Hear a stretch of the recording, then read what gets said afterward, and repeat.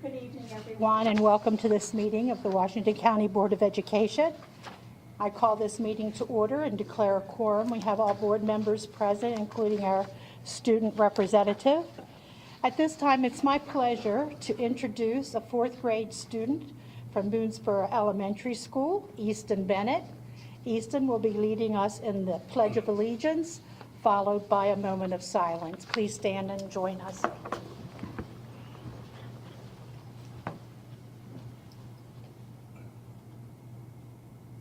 Pledge allegiance to the flag of the United States of America and to the republic for which it stands, one nation, under God, indivisible, with liberty and justice for all.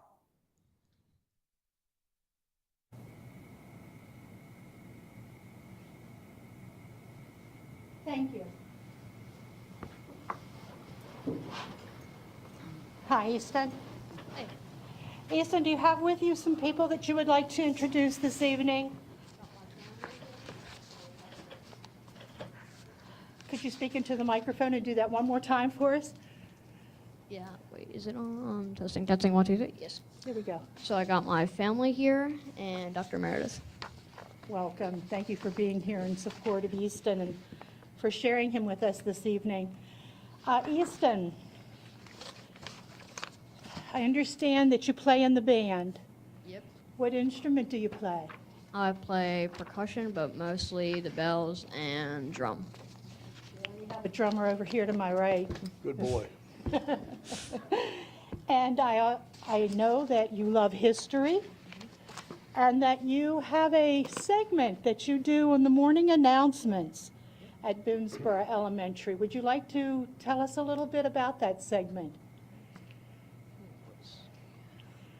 So every morning, me and my friend would be filmed.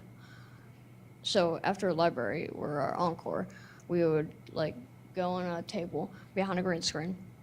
We would share a couple facts for the weekend, and then it would go on to the morning announcements for the next morning.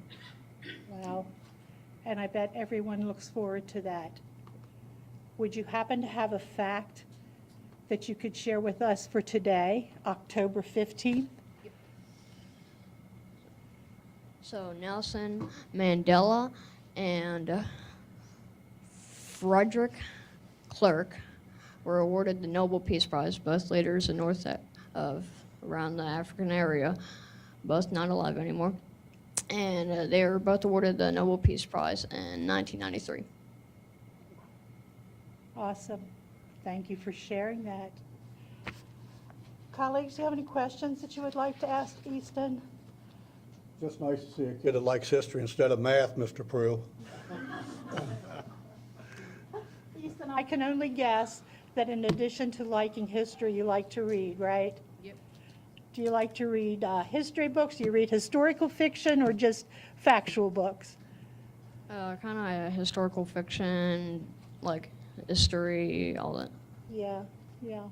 Well, we thank you for being here this evening to lead us in the pledge in a moment of silence, and we hope that the remainder of your school year is a great one. Okay? Thanks so much.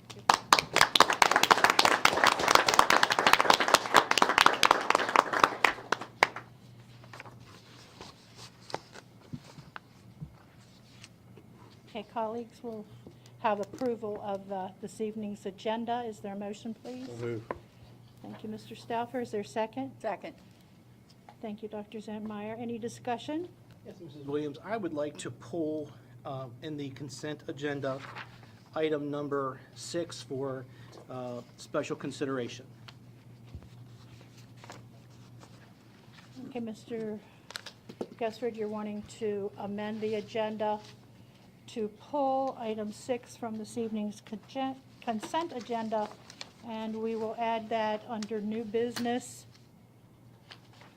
I guess we'll make that a number 11.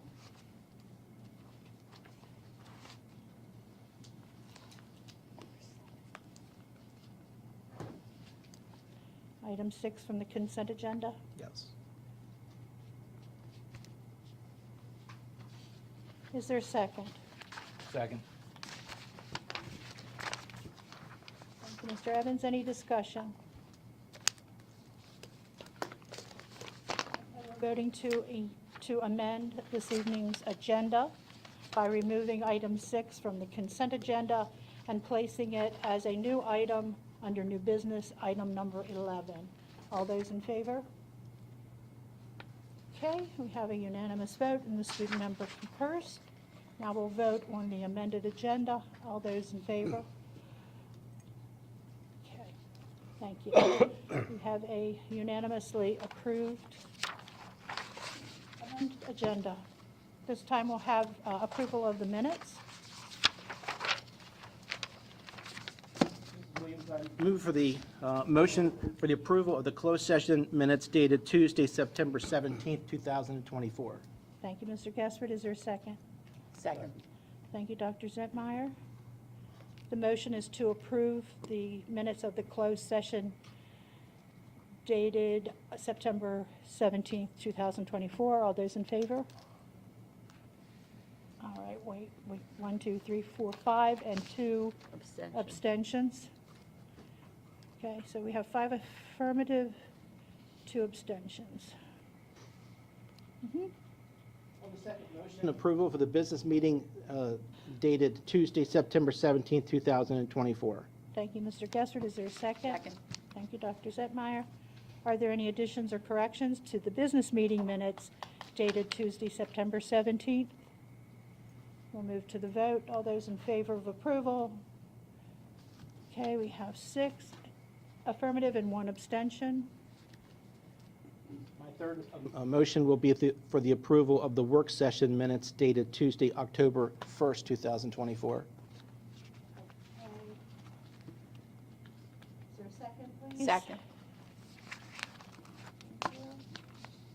The motion is to approve the minutes of the work session dated October 1st, 2024. Are there any additions or corrections to the work session minutes? All those in favor? All right, we have a unanimous vote of 7. Student member concurs. Fourth motion is for the approval of the closed session open portion minutes dated Tuesday, October 1st, 2024. Thank you, Mr. Gaspard. Is there a second? Second. Thank you, Dr. Zentmeyer. Okay, we're voting on the open portion of the closed session, those minutes dated Tuesday, October 1st. All those in favor, please. All right, we have a 7 affirmative, unanimous vote on that. And our final motion this evening is for the approval of the closed session minutes dated Tuesday, October 1st, 2024. Is there a second? Second. Thank you, Dr. Zentmeyer. All right, we're voting on the closed session minutes of Tuesday, October 1st, 2024. All those in favor? All right, we have 7 affirmative. So we have all minutes approved. Thank you, Mr. Gesser. At this time, we'll have the first half of the superintendent's report. We'll continue with his report following new business. Dr. Savine? Thank you, President Williams, members of the board. I'm starting my report this evening with a state recognition for one of our world language teachers. I'm not going to steal anyone's thunder, but this is an award where Washington County really stands out. This time I would like to invite Ms. Paula Moore, our supervisor of multilingual learning and world languages, to come forward and introduce our honored guest. Good evening, President Williams, members of the board. I'm so proud to introduce to you Madame Ellie Allen as the Maryland Foreign Language Association's Language Teacher of the Year. Ellie earned this honor through strong recommendations, an insightful essay on language education, and a panel interview. In February, she will represent Maryland at the Northeast Conference in New York City. Ellie's creativity and dedication make her an exceptional educator. She makes language learning accessible and engaging, creating a classroom where students feel safe to explore new cultures and grow in confidence. Her lessons blend language skills with real-world experiences, like teaching students to make macarons at a local bakery in Williamsport, organizing community Mardi Gras events at Williamsport High School with live musicians, and leading field trips to art galleries and cultural events across the state and across the globe. Ellie has also earned the Global Seal of Biliteracy for her high level of French proficiency and is the first WCPS French teacher to achieve national board certification. She leads professional development at the county, state, and national levels, inspiring her students and our entire community. I am so proud to introduce to you Ms. Madame Ellie Allen as the MFLA Language Teacher of the Year.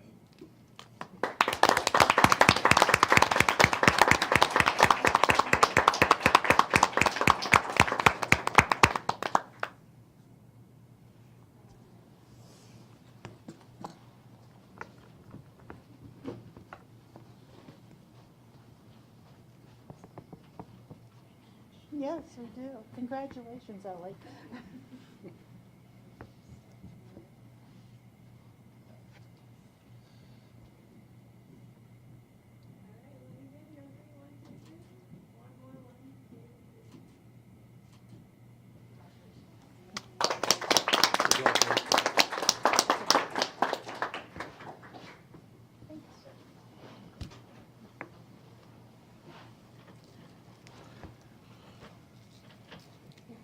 The week of October the 21st is America's Safe Schools Week. The safety of our students, staff, and our schools is a responsibility that we take very seriously. However, it's a promise that we cannot keep without our partners in law enforcement and our safety and security staff. I'll ask Mr. Jeff Prue, our Chief Operating Officer, to come forward now and recognize these partners and the work they do every day to support the safety in our schools and our community. Thank you, Dr. Svine, and good evening, board members. We think about the safety of our schools, and we can't think that it really is the full community's job to keep our schools safe. It's your job as elected officials, our job as staff, teachers, administrators, students, recognizing when there's a risk to the school, whether it be visible, physical in front of them on social media or otherwise. Members of our community, parents, community members seeing what may be risks over time and making that known to members of law enforcement or school administration, recognizing tips come into state tip lines and other places. We can't think enough about school safety. With me tonight, and I'd like to recognize just a few members of the team that really think about school safety all the time. And representing our team tonight, I have one of our safety and security assistants. I have our lead from South Hagerstown High School, William Woodson is here. I have Sergeant Jason Willison, who is the supervisor of the school resource officers representing the Washington County Sheriff's Office, and Sergeant Eric Canode with the Hagerstown Police Department, who is the equivalent, the sergeant with the Hagerstown Police Department. We couldn't do the work without them, but I would be remiss if I didn't also talk about several other agencies. We rely a lot on our municipal police offices, those folks in Smithsburg and in Boonesboro and Hancock, to assist at times when our school resource officers may be overloaded with other duties and can fill in at a moment's notice. The Maryland State Police that visit our schools on a regular basis, drive through our lots, check in at evening events while they're on patrol, and assist with other training. And one that most folks don't know about is we've partnered a lot in the last year with the FBI, the Federal Bureau of Investigation, to do additional training for staff, sound recognition of what does gunfire sound like in a school building so that we can recognize that at staff should an incident arise. And we really just thank all of these agencies for their continued support, their vigilance, and their work every day. Thank you.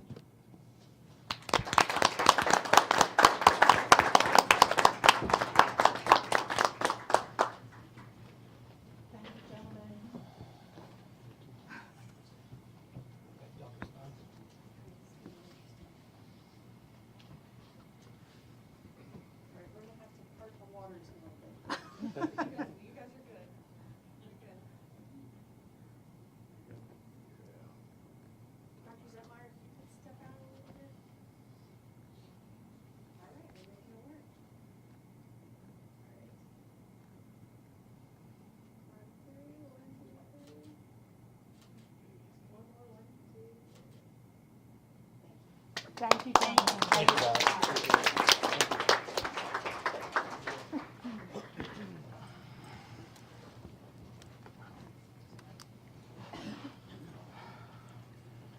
President Williams, that concludes this portion of my report. Thank you, Dr. Savine. Next on our agenda is public comment.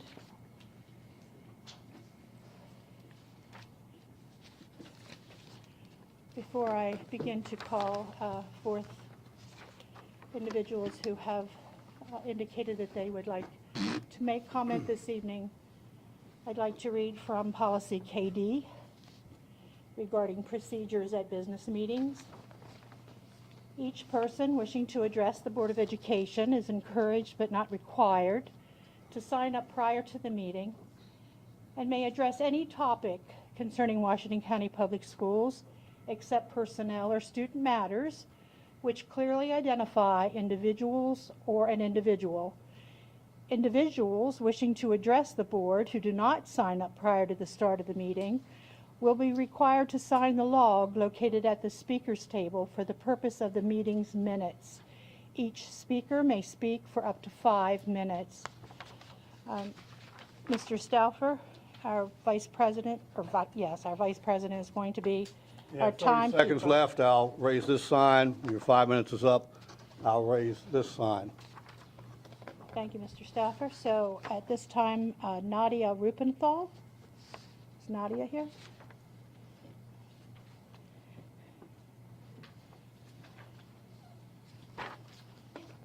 Mhm. Good evening. Good evening, Board of Education members. My name is Nadia Rupenthal. Thank you for allowing me to speak tonight. However, I didn't come to congratulate you. I am terribly disappointed in all of you. I feel so much guilt that I had to put my son through this traumatizing experience for 4 years. My son attended Ruth Ann Monroe Primary School from pre-K through 2nd grade, where he had a horrible experience only for it to get worse when he transitioned to Eastern Elementary. While at Rams, he had 2 acceptable years. In 1st grade, his teacher left mid-year. This was probably because her classroom was the stage in the cafeteria. No one can learn or teach in that environment. There were no windows, which is not good for anyone's mental health. In 2nd grade, he got another brand new teacher due to the high turnover rate at the school. 2nd grade was our most horrible year at Rams. My son was not learning for 4 years. We were basically told that my son was the problem. We hired tutors and a therapist to try to get to the bottom of his issues. Obviously, he wasn't the problem. Things only escalated when he started 3rd grade at Eastern. He had another inexperienced teacher, and he was miserable and crying every day. I called the school to try to set up a meeting, only to be ignored for 2 weeks. When they finally called back, I told them that there was no need. We already enrolled him at another school. That decision was made after I picked him up on the 14th day of school, and I couldn't believe what I was seeing. There were police outside trying to deal with an 8-year-old student. The cafeteria was wild and reminded me of inmates in a correctional facility. They were completely out of control. I was appalled and told myself my son was never going back there. The following week, he started a private school. Now he's happy. He's excited to go to school. We never seen that before in 4 years. We now have to spend our hard-earned money to pay out of pocket because Washington County Public Schools could not provide our son with a safe learning environment. We are now sacrificing our life savings and emergency fund to provide him with a proper education. Do a better job, Washington County Public School.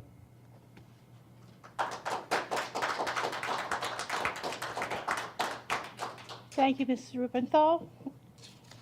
Our next person on the list is Shanna Chatlos.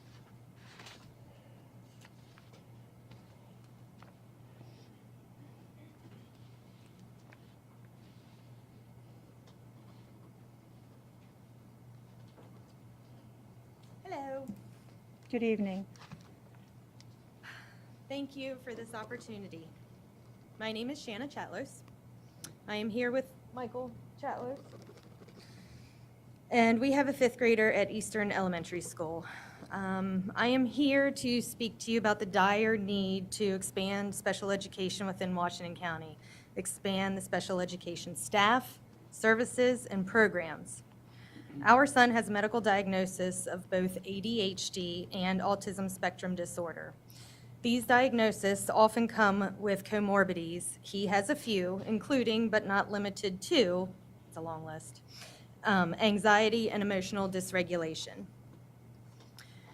Having attended IEPs now for a few years and feeling failed for an equal number of years by WCPS, I have realized that what I'm actually fighting for does not even exist in Washington County. What is that? It's an exceptional special education department comprised of certified staff members, parapros that are specifically trained in this area for the sole purpose of supporting special ed students, various programs designed specifically for these students with neurodiversities, and additional training and/or professional development for the general staff. Most of these kids are in general classrooms, and there's no training provided for the staff. Knowing that I only have a short 5 minutes to speak, I thought I would start tonight with some statistics and some facts. Time permitting, I will dive into the grievances that have brought me here tonight. Otherwise, I'll save it for next month's meeting. Yes, you all get the pleasure of seeing me again. Nationally, according to the CDC, there are approximately 1 in 9 U.S. children that have a current ADHD diagnosis. That is 6.5 million. 6.5 million in the entire country that have a current ADHD diagnosis. Among those children with a current ADHD diagnosis, 58% had moderate or severe ADHD. 77.9 had at least one co-occurring disorder. Approximately half of the children with a current ADHD diagnosis received ADHD medication. 44% received behavioral treatment for ADHD. Nearly 1/3, 30%, did not receive any ADHD-specific treatment. That number is alarming to me because that just shows even more of a reason why we need to expand this department. The fact that there's 30% of them that don't even have treatment. The statistics alone should show the severity of the issue and the urgency in which the special education department needs to be overhauled and completely repaired. Also, according to the CDC, about 1 in 36 children have been identified with autism spectrum disorder.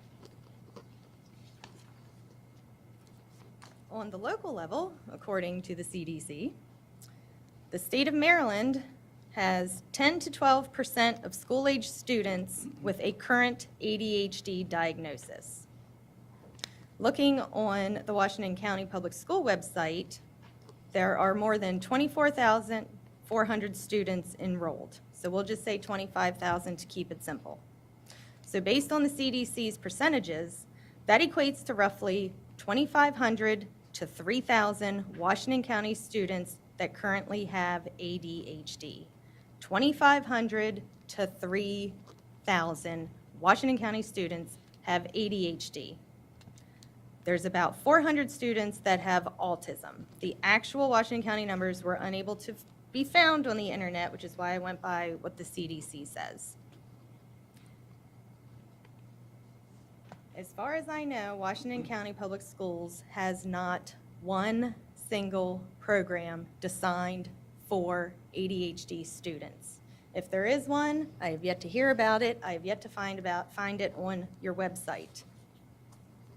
I've looked into multiple other counties in the state of Maryland. Howard County ranks #1 for special ed services.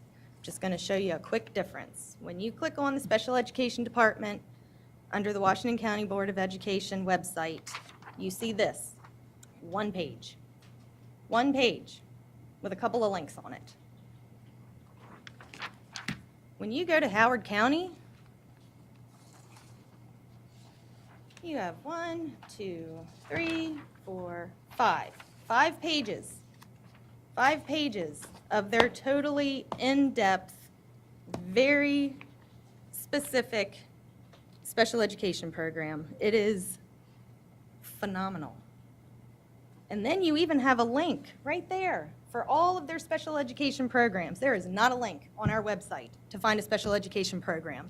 The last IUP meeting I was in, I brought up 2 that I had heard about from other people. Nobody in the IEP meeting, nobody could tell me what they were. One of the people in the IEP meeting spent 20 minutes on our website trying to find it, and they couldn't. That is unacceptable, totally unacceptable.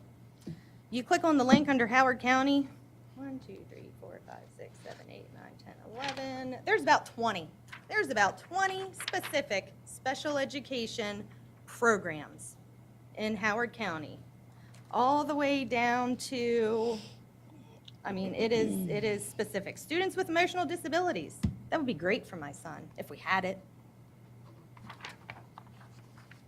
I have copies of all of this for everybody, and like I said, only having 5 minutes to speak, there's not even close to enough time for me to get into the grievances that brought me here. Sadly, I have similar stories to the story I just heard. I do have a copy of all of this for everybody. I will be back next month to go into my horror story that also started at Ruth Ann and traveled to Eastern. Thank you.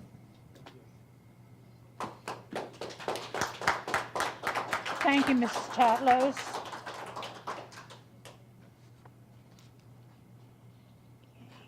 Carol Mallon?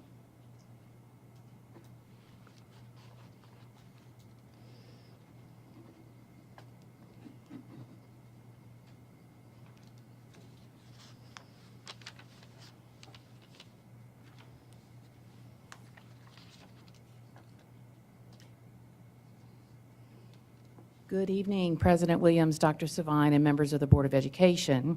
I'm Carol Mowen, WCTA President, and as the WCTA President, I often have the opportunity to attend meetings of Washington County's elected officials, such as this one, support our WCTA members in our schools, and serve on committees with WCPS staff to help make decisions and improve educational outcomes for our students.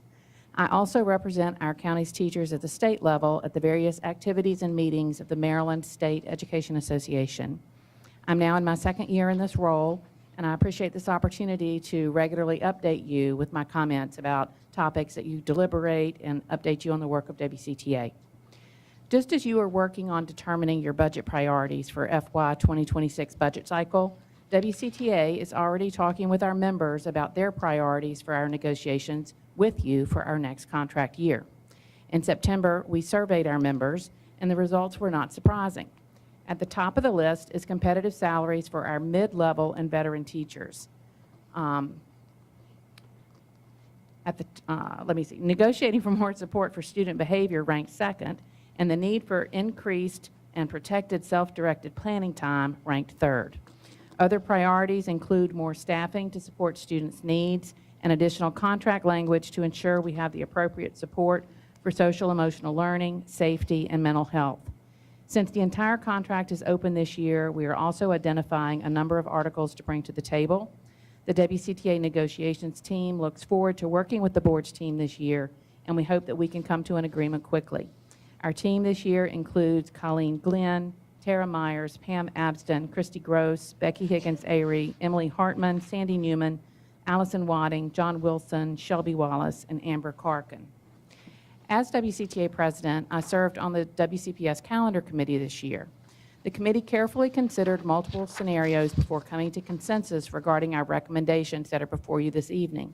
It's difficult to please everyone with the school calendar, as many competing priorities and needs must be considered. I hope that you will approve our recommendations for the next 2 years, as well as our recommendations for the additional 2-hour early dismissals that we agreed to add to the calendar during negotiations last year. I want to thank WCTA members Libby Baumgardner, Stacy Yost, Dr. Brian Henry, Christy Gross, and Jess Lindstrom for representing WCTA on the committee. I also want to applaud the work that has brought a memorandum of understanding with the Washington County Educational Support Personnel to the agenda this evening. to add Juneteenth as a holiday to the WCPS calendar. Juneteenth has been designated a federal holiday since 2021. The state of Maryland has recognized the holiday for a decade, beginning in 2014, and made it a state paid holiday in 2022.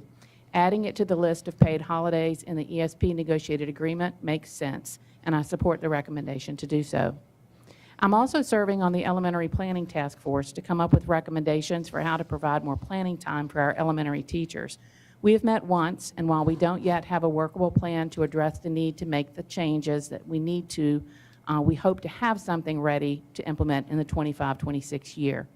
I'm hoping that with creative thinking and collaboration, we can find solutions.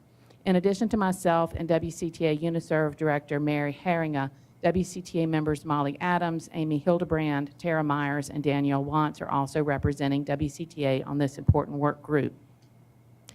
Yesterday, the WCTA Board of Directors met with Dr. Sovine and members of his leadership cabinet to discuss our common concerns at our first WCTA-WCPS quarterly meeting scheduled for this year. At the meeting, we noted our appreciation of the Focus Now, Phones Later campaign. So far, it is making a positive difference in many classrooms and school environments. We were also able to share some concerns related to the new ELA curricula at the middle and high school levels, specifically related to pacing, lack of creativity and teacher agency, and the need for additional diversity in some of the units. On Thursday afternoon, I will travel to Ocean City, Maryland with 4 other WCTA delegates to represent our members at the Representative Assembly at the Maryland State Education Association. This year, WCTA members Steve Schwalder, Harley Smith, Jamie Bowden, and Giovanna Grimm are serving as our local elected delegates to this annual state meeting. By the way, I am hearing mostly positive feedback about the health clinic operated by Everside. I hope that it brings the system the significant savings that have been projected. We need more of this kind of creative approach to longstanding challenges like planning time for teachers, class sizes, staffing approaches, school schedules, busing, and even school configurations. We need to constantly ask why we are doing the things we're doing in the same ways that we've been doing them, and to ask ourselves what we can stop doing so that we have time to do the things that we know we need to be doing for student achievement. Thanks. Thank you, Ms. Mallon. That is the end of the list of individuals who have signed up in advance. Is there anyone else who would like to come forward at this time to speak? Good evening. Hi. Hello. So it has been brought to my attention tonight that you allowed a speaker on September the 17th to speak for 10 minutes. So am I allowed to speak for 10 minutes as well tonight? That's my First Amendment right. Okay, and your name, please? My name is Christina Parkman. Christina Parkman. Yes, ma'am. Okay, Ms. Parkman, you may begin. Am I granted the 10 minutes to speak? Please begin. Okay, so my first issue is when I left here on September 17th, I had a IEP case management meeting on September 19th. At that meeting, I asked the question of when was my son receiving his speech therapy. My son said that he was not receiving the speech therapy, that he hasn't been to speech therapy until, from the beginning of school. So at that time, the assistant principal said to me, oh, well, we can do more evaluations to see if he's getting the proper services. They told me that my son did not have autism, and they wanted to test him to make sure that he has autism. As the question for me to ask them about his speech therapy, they twisted it into, oh, we need to do more evaluations for your son. My son had been diagnosed at the age of 3.5 years old with autism and ADHD, severe ADHD. So my son does have a little bit of meltdowns. I was also told that my son was in a Summit program. My son has been being put in Summit 3 to 4 days out of the week, which caused my son to melt down and not want to attend school. My son has not attended school for 3 days in a row And then he has also called me for me to come and pick him up from school. I went to the school and met with the assistant principal and told him that I'm not leaving the school until I am granted permission to attend the summit program with him. I was granted 30 minutes to observe the classroom. I was told that it was a summit program by Mr. Flowers. And when I go into the classroom is very small, that I would not be able to sit in that classroom for that length of time for 6 hours. This was on the wall in the classroom, which says ISS, suspension, in-school suspension. I was told that it was a summit program and that it was not in-school suspension. By law, a child that is special needs or any child is not allowed to have more than 10 days of in-school suspension or out-of-school suspension. This clearly states that it is in-school suspension. When I took the picture, the assistant principal asked me to remove the picture out of my phone. I was also told that if I took notes, I was to show the notes to the assistant principal before leaving the school. So I am appalled. I am here this evening because I am appalled at the Washington County School Board. My son cries every morning and does not want to attend school. I am given the runaround. He's telling me that people are being mean to him, even staff members. My son has been bullied in both schools, and nothing is being done about it. So I'm here tonight to address all of the issues. I have a question also. On your YouTube channel, you guys took off the comments. The comments are not on there. So you can't even comment on the YouTube channel. They were turned off. Is that your protocol? Is that your protocol? I'm sorry, this is not an interactive dialogue at this point. Okay, so So- you're not going to answer the question. We're not going to have an interactive Okay, well, dialogue. I have a picture right here that clearly says that the comments were turned off on YouTube. Also,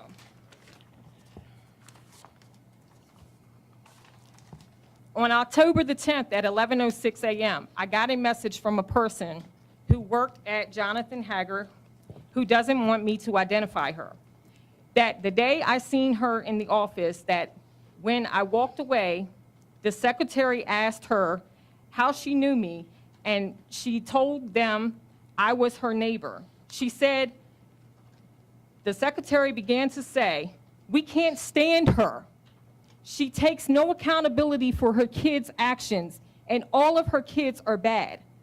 She also went on to tell me that they said I was buying off the aide that was working with my son to cover up things for her not to tell them, and went on to say several other things as well. These statements would harm my reputation with the community, and these are false accusations to cover up the real wrongdoing of the school neglect and giving false information to a third party that has nothing to do with my son's IEP or education. This person is a regular employee of the school and doesn't have any interaction with my son at all. I was told to not video record, but it is okay for the school to decharacterize my reputation by telling a third party about a situation that has nothing to do with her.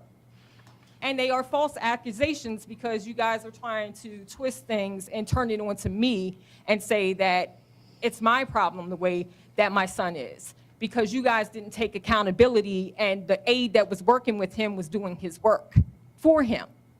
And I'm just upset. I'm very upset. I have been here. I came here September the 17th. My son's education is the most important thing to me, and you guys are doing nothing about it. Nothing at all. You're trying to turn it on me and twist it on me, saying that my son needs evaluations. My son was tested by 3 different people and was diagnosed with autism. So I'm not understanding why he has to have evaluations to prove that he doesn't have autism. They're saying that it's an education. Education and medical is 2 different things. Well, my son was diagnosed with autism. and ADHD, severe ADHD. So I'm not understanding why when I deny something for an evaluation, because I don't believe that my son should have another evaluation to tell me or to tell you that he doesn't have autism, because that's the way that you guys take away the funds for my son. You don't want to pay for the extra curricular activities or the things that need to be necessary done for my son to be productive in the school environment. You want to blame parents, and Mr. Stouffer, when you, yes sir, I'm coming for you.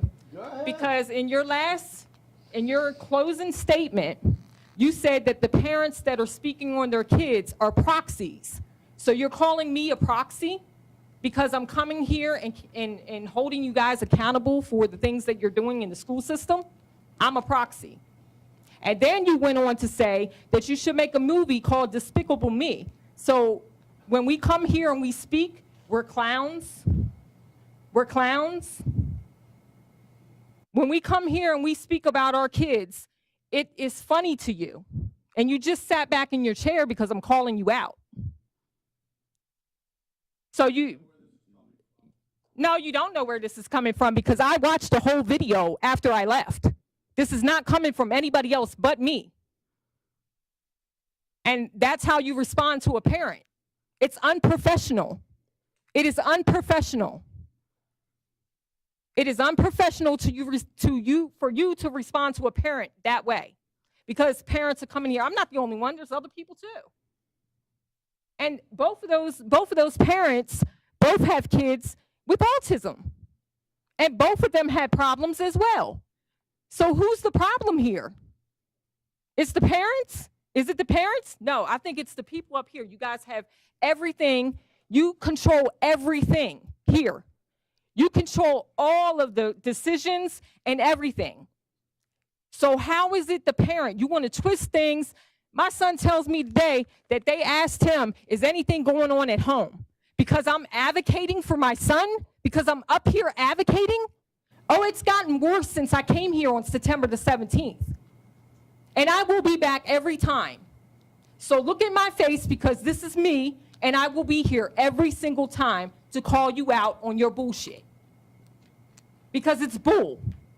And it is nothing that nobody has. You even said, oh, the Hager parent, let me get her number personally and I'll give her a call. You never called me. So was that to make yourself look good at the end of the statement? At the end of the meeting on September the 17th? Because you never personally called me. You said, I'm going to personally reach out to that parent. And I never got one phone call from not one of these people up here. Nobody has ever called me. And my son does not want to go to school. He's literally crying in the morning to go to school. Literally crying in the morning to go to school. That hurts my heart. That nobody has stepped up and said, why is he doing that? The reason why is because your staff members are not trained. They're not properly trained. You hire lunch ladies to be a para with my son that has no type of training whatsoever to deal with the child that has autism or ADHD, and you're putting these paras with our children that don't have no type of training and are mean to our children, and our children are wanting to leave the school and not want to go to school because people are being mean to him. And then you want to turn it around and say that it's the parent. It's the parent's fault. And then I tried to get my son on online school. Guess what? She reaches out to me and she says, we accepted him. Then 3 days later, I get another email saying that she cannot accept my son at this time because I have a meeting coming up on Thursday, another IEP meeting on Thursday, and she cannot accept my son at the time. So it's okay for my son to not get no education at all? It's okay for my son to not get an education at all. Instead of letting him go online right now, where he feels more comfortable with and feeling more comfortable in a home setting and doesn't have to go there and people being mean to him every day. So I'm appalled, and I will be here at every meeting until something is done. I am mad, I am angry, and I am disappointed in the Washington County School public system. And I will not tolerate it, and I will keep on advocating for my son as long as I am breathing. So I'm wrong because I'm advocating for my son. I'm wrong. And you guys are right. So you want to destroy everything about me, my character and everything, with people that have no interaction with my son. Conversations are being brought up about me and my son to a person, to a third party that does not have any interaction with my son, does not work with my son at all. And I got a message on Facebook because she's been watching me on Facebook fighting for my son. So she reached out to me confidentially and told me what was going on and what was being discussed about me. That is decharacterizing my character. And I will not stand for it. Justice for Prince.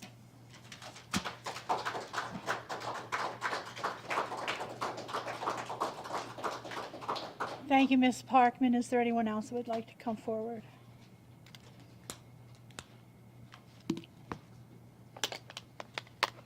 Hello, members of the board. My name is Christy Scarborough. Hey, David. I drove a long way just to come here and talk about that fat piece of shit right there, David Bovine. Did you miss me? David, you fucked with my kid so bad in Frederick County that I've been keeping tabs on you since you came out here to Washington County Public Schools. Unsurprisingly, your reign of terror continues. You like to hurt kids every chance you get.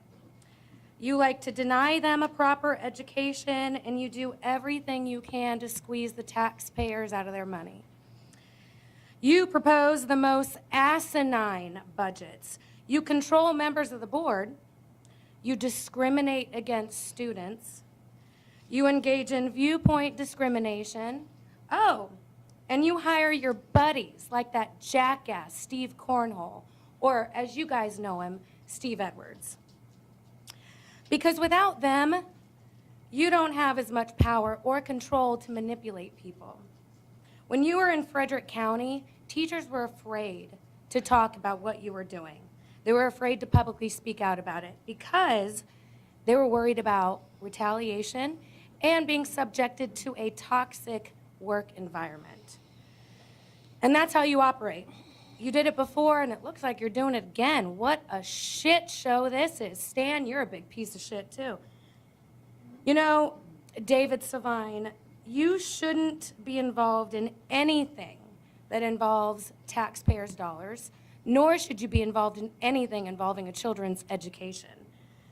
Now, if I were on this board, I would urge everyone to propose a motion to fire David Savine and the friends that he brought with him from Frederick County.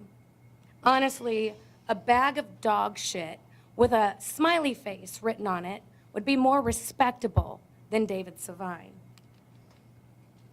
Thank you. See you next time.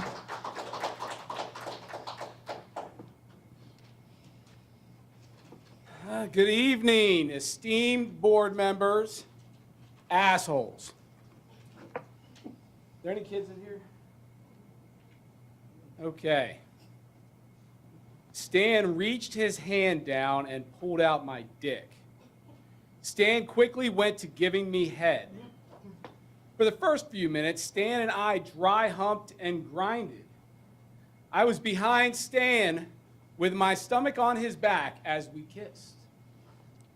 After a few minutes of fun and games, Stan Stauffer got up and went to his nightstand where he pulled out a condom and some lube. Stan then laid down on his stomach. I knew what I had to do. Even though I had never done it before, I had one point of reference, though, and that was 7+ years of watching pornography, although that porn was heterosexual. That was enough of a reference point to get the job done. I remember the condom was blue and flavored like cotton candy. I put some lube on and got Stan Stauffer on his knees, and I began to slide into Stan Stauffer from behind. I tried not to force it because I imagined it would be painful, as huge as I am. I didn't want this moment to be painful, so I eased in slowly until I heard Stan Stauffer moan. We went at it for about 15 minutes before I started getting that feeling. Weakness in my legs, numbness at the waist. I finally came and let out a moan. Oh! To the point where Stan Stauffer asked me to be quiet for the neighbors. That is actually a book that you guys are providing for children in the WCPS school libraries.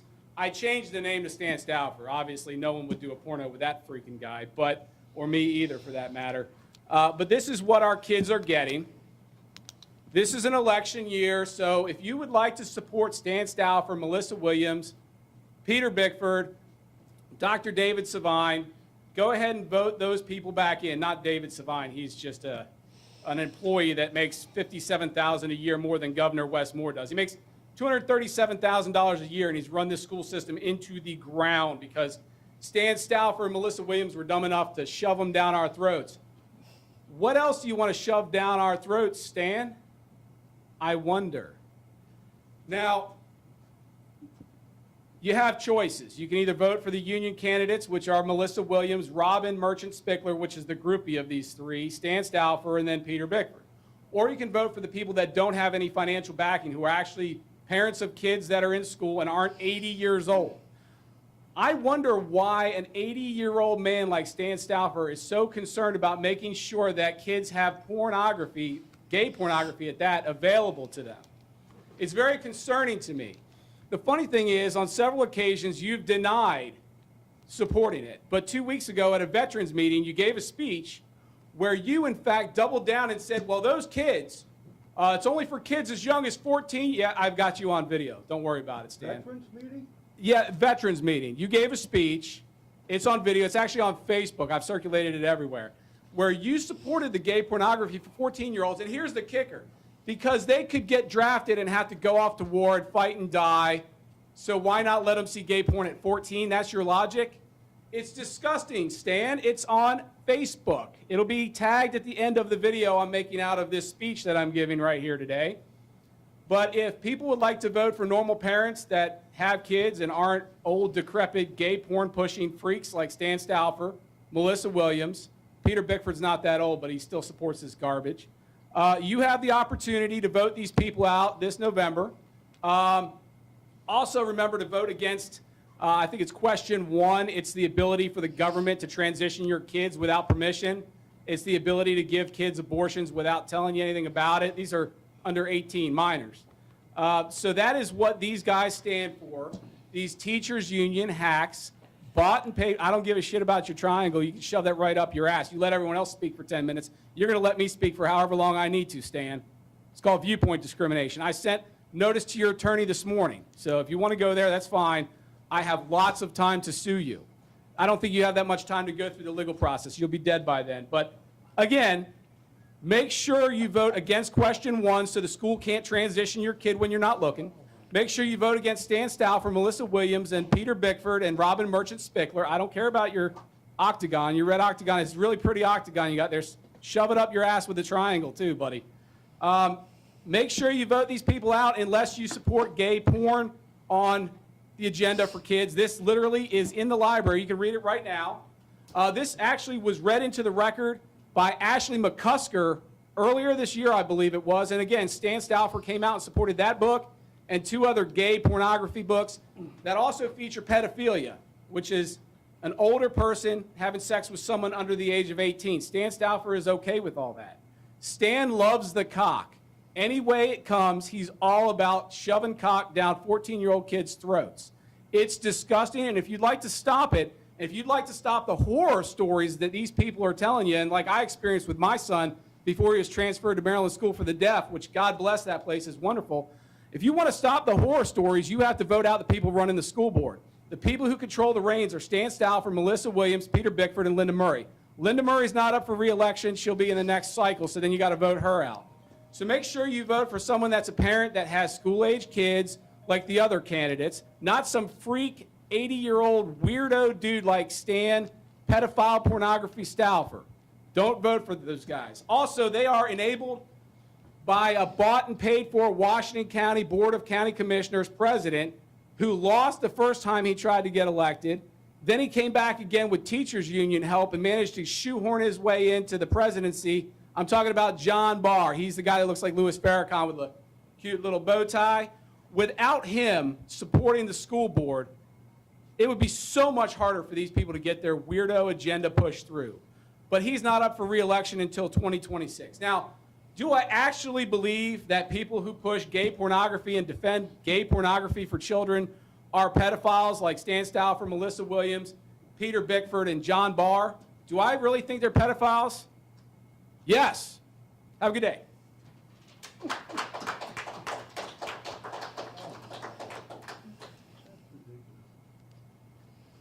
Good evening. My name is Nancy Evans. I'm a grandmother and mother. My children, my grandchildren, and myself all went to Maryland Public Schools. I've been a resident of Washington County for 9 years. I do not believe in banning books. I have read many of the books that are banned in other jurisdictions. Most of them I do not find objectionable. A few of them I do. But that doesn't mean that intelligent teenagers can't read them and discuss them. In fact, I know the meeting he's referring to, Stan, and one of the books that was mentioned was Crank, which I read. And I was extremely impressed by that book because it's told from the perspective of a girl who eventually gets hooked on meth, and you see how her personality disintegrates. And it should be required reading in high school because these kids aren't going to listen to a bunch of adults saying, don't do drugs, don't have sex. They're not going to listen to us. But if they read a book like this and discuss it, it means something to them. So I'm very much against banning books. It's a very slippery slope. Now, the book that he was referring to, yeah, that one is rough. But if you want to tell me that teenagers don't know about sex, then I want to know what planet you come from. Because I'm 80 years old, and I knew about sex when I was 12. And the middle school students and high school students, of course they know about sex. And they have all kinds of misrepresented ideas, but they know about it. And if you think they don't know, like I said, I don't know what planet you're from. There are books that are banned in other jurisdictions that I read in high school as part of the curriculum. Books like The Scarlet Letter and To Kill a Mockingbird. That's why I said it's a slippery slope. You ban this one, you ban that one, you ban another one, and the next thing you know, you're banning classics. Huckleberry Finn has been banned. Anyway, that's my piece. Thank you, Ms. Evans. Is there anyone else who would like to come forward at this time?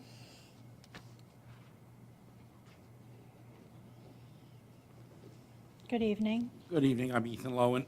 Excuse me. So just a couple of things, because obviously there's been some very intense and personal and disturbing things that parents have said this evening, but there's two questions that I have. One is that with the flood of parents with children with autism, et cetera, talking about the issues that are going on in school and the behaviors and the abuse that they're receiving, at a minimum, why doesn't this board do a presentation on why you believe that these students should still continue to be in the environments of this abuse that the parents are telling you is horrific? Because just as someone who as you know, I've stated before, you know, I myself had both learning disabilities and behavior issues. And when I was in school, was taken out of the environment for, you know, regular school environment for a period of time. And it was wonderful. It worked out great for me. It happened two very different times in my school career. It was very appropriate, worked out great, because essentially when you have kids that have, you know, learning disabilities, behavior issues, when everyone in a class has a quirk, it changes the dynamic completely. Everything about the school day, the experience is different for the positive. It also, because the teachers have a focus on what's going on, they're allowed more bandwidth to actually deal with the real issues. And I can say that with the full knowledge that the first time that I went to a special ed program, those teachers were not capable of helping me at all with my actual learning disability. But it doesn't change the fact that it was tremendously beneficial. Parents feel this, they know this, and they know more than you. I know you're whatever, you don't really believe that in so many ways, but they do. At a minimum, why don't you, instead of just being secretive, explain what and why you're doing what you're doing? I don't think that you'll find agreement. I think there will be weaknesses in it. But at a minimum, why don't you have the respect for the parents to communicate with the entire community and group of parents? And then as far as the reading of the pornographic book that is in the schools, I imagine that probably those of you who basically are keeping, because literally you're refusing to vote these books out, so you're keeping these pornographic books in the schools. I'm sure you're going to just say, oh, well, that's a stunt, you know, whatever, you know, putting someone's name in there. But actually, in reality, what you have to understand, and the fact that you guys don't understand this degree of child development is incredibly disturbing. But when children are reading material, pornographic material, we're not talking about sex ed, we're talking about straight pornography, right? That's what was read here. They are putting themselves in a level they don't even realize. They're putting themselves in those words and those experiences in a way that that speaker was getting across to you. And it's well documented, it literally changes the physical development of the brain for children who have not developed to the point of having those thoughts through a developmental, natural way. It changes the course of their mental development and how their neurons go from area of the brain to area of the brain. So, just with that, what I wanted to say is that there is a group of almost 250 families that are in need of this board's action. 5 weeks ago, the local NAACP held a meeting requesting that this board decreases the distance you bus children to Salem Elementary School, from busing children who live a mile or more away to busing children who live just half a mile away. This is an unusual request because all previous students of Salem Elementary walk to school if they live within a mile. Additionally, the other students of our county have the same standard, and this request has large implications. Walking to school is a documented positive experience of childhood. The National Institutes of Health have published studies encouraging programs such as No Bus Wednesdays and other ways to get children walking to school. Secondly, adding buses is expensive. It appears this request would add 4 buses. So I went to the meeting to find out what problems parents have that is driving this request. To come to find out, the meeting was not run by the NAACP. Rather, it was the teachers union. And as they usually do, they were promoting a larger public school budget by telling these parents that what their children need are buses. Towards the end of the meeting, the discussion moved on to how getting these children on buses would set the precedent to increase the public school budget to include all children living half a mile or more from school. And just like that, the next week, the union made a statement about busing being an additional budget priority. After the meeting, I spoke to the mothers to find out what their actual concerns were, because obviously, keeping their children from walking an additional 2 or 3 blocks isn't really their concern. First, parents are not asking to have their children bused to school. In no way are the mothers of the NAACP saying their children should be treated as less capable of walking than past generations of students or other students in our county. The teachers union simply told these parents that telling you, the school board, to put their children on buses is the only solution anyone is going to offer. 80% of these parents' concern is that along the walking route, it has gotten to the point over the last few years that the homeless and drug addicts are around their children as they walk to and from school. As one mother said, it's just not appropriate. I appreciate her diplomacy, but it is actually dangerous for the homeless and drug addicts to be walking among children. Was it not last week that a homeless person was arrested for raping 2 minors? 4 years ago, our city council began reducing the police force by 20%. These parents are not paranoid. As a nation, we've seen what happened to the municipalities that put their communities in this situation. However, this board has an opportunity. Normally, because the majority of this board is made up of the teachers union candidates, or the apple ballot as you prefer to call yourselves, when the teachers union comes up with a budget demand, in this case adding bus routes, you, the apple ballot, takes the next step and tells interested community members, in this case the parents of the NAACP, that they must go to the county commissioners and demand the county commissioners take money away from their other responsibilities, such as maintaining roads, the parks, the libraries, to name a few, and send portions of those budgets to this board to be spent on the union's budget priorities. And you, the apple ballot, have been repeating that cycle for years. But here's a moment for you to be honest about the fact that even if you succeeded and got the county commissioners to spend less money on the community college, for example, to pay for buses, it would have essentially no impact on the actual loss of quality of life that these children are experiencing. In other words, you repeating that process now would be you playing your assigned role to turn these families' problems into an excuse to increase the public schools budget with no benefit to the community. This is what is meant when people say that being part of the apple ballot requires you to be in the business of selling false compassion. Another example that parents and teachers talk about constantly is that the teachers union refers to its mental health and trauma-informed care policies. Mental health, they call it. If so, why do the students of teacher union-dominated school boards have mental health issues at such high rates and climbing? Could it be that the union's mental health policies are based on rumination and affirmative psychology, with affirmative psychology in practice meaning nothing more than placating or appeasing a misbehaving child until they decide to do something else? And rumination and appeasement are generally considered primary cognitive mechanisms associated with depression, anxiety, etc. In other words, the policies you, the apple ballot, have voted in is increasing mental health issues. This creates an environment where staff simply don't have the bandwidth to focus on students with genuine mental health needs. Then, after you contributed to this environment with these policies, you asked the community to join you as you return to the county commissioners year after year, stating that there is a need for even more funds to be diverted from the community college, the Department of Aging, etc., because the children's mental health is even more critical, at which point you pour that money into more rumination and appeasement programs. These union-sponsored mental health policies are one more example of selling false compassion in order to maintain your apple ballot listing. All the while, parents and teachers are telling you about the harm you're causing. However, these families offer an opportunity to break that cycle. Instead of using these families as an excuse to increase your budget, you yourselves can go to the city council, the way you've bragged so many times about going to the county commissioners to demand money, and talk to the city council about the necessity of reinstating policies of public safety, that schools cannot substitute for the loss of safety. Children have experienced since these policies were changed. Thank you for your time. Thank you. Is there anyone else who would like to come forward at this time?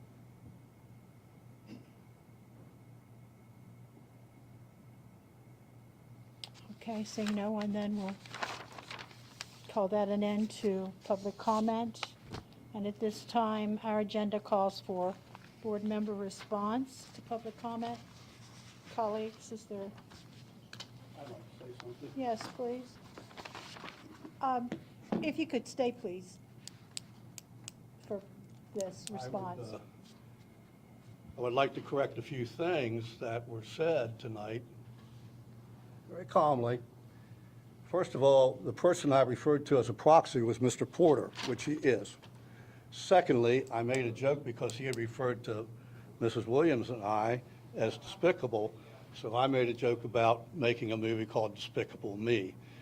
That was not intended at any parent, and I want that understood right now. Why did you make the comment then? Pardon me? Why did you make the comment then? Comment when? Why did you make the comment about Despicable Me? Because that was about me, that I should make a movie about myself, because But you were talking about No, I was talking about Mr. Porter. Not going to get into it with you.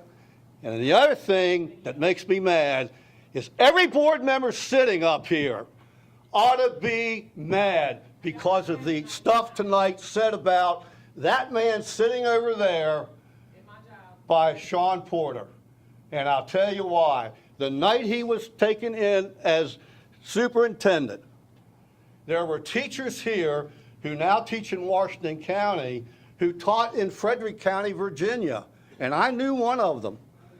I was surprised to see them here. I can tell you, teachers don't show up to support superintendents unless they've had some type of great relationship with them. And I was in the business for 42 years, believe me. So I'm not one to back down from controversy. All right, I know what's going on. It's election time. I get it. And every board member up here knows that's what's going on. So, Ms. Williams, can I speak? Yes. I am a real parent. Excuse me. I am not a proxy. No. I am a real parent. did I call you a proxy?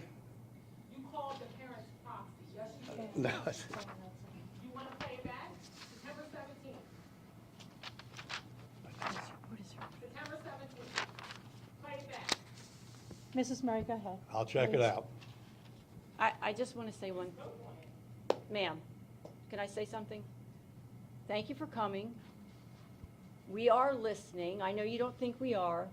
You're not listening when you make comments like that. I'm talking and I am listening. I have, listen to me. If you were listening, one person on this panel would have gave me a call. I wasn't at that meeting. I was I'm not. not talking about September 17th. I've been going through this since 2021. Mrs. Parkman, Ms. Parkman, 2021. Ms. I've Parkman, never received not one phone call. Ms. Parkman, you had, No, he started. you So had, I'm going to- you had the opportunity to speak during public comment. This is the time, We can call out people, but we can't. this is the time for board members It just to shows. comment. It shows.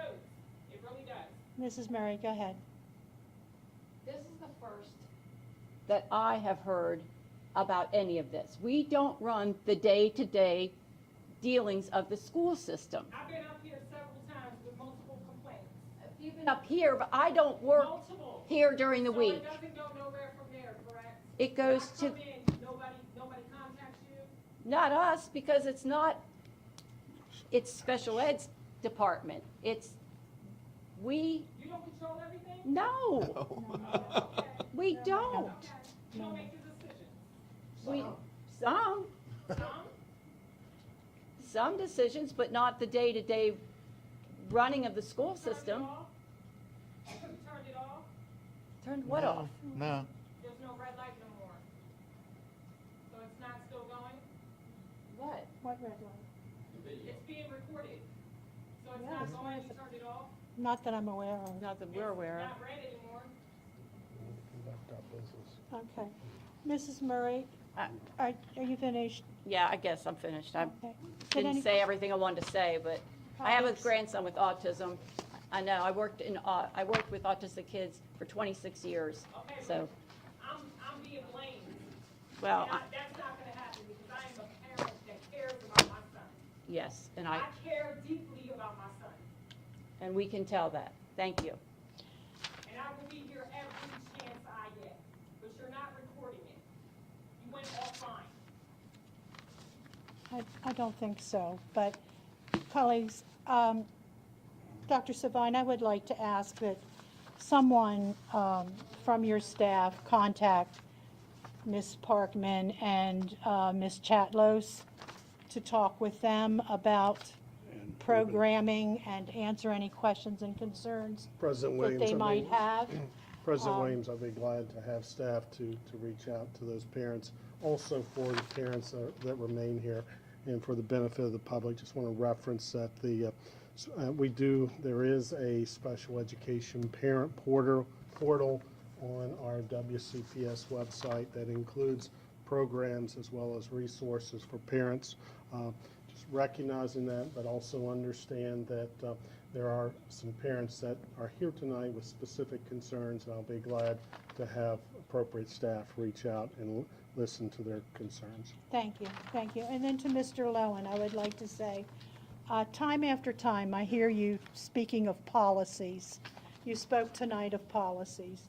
If you would be so kind as to make a list of those specific policies for our review, whether they're equity policies that you'd like to talk about.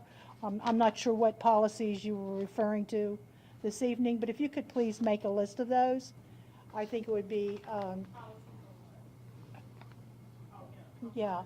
If you would please, then the policy committee could take a look at those, okay? And I would just like to say this. I have 3 great-grandchildren coming up. One's 6, he's in pre-K, he's in kindergarten at Ruth Ann Monroe.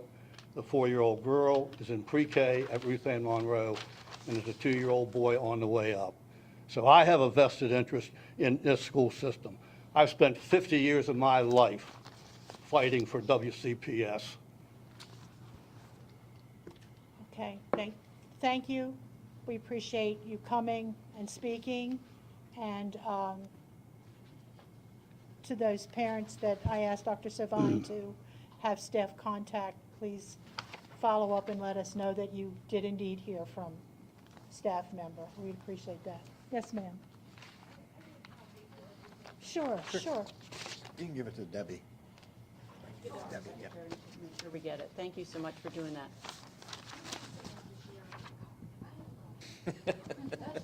Thank you. Thank you. Okay, so that'll bring a close to board member response to public comment, and we'll begin our old business.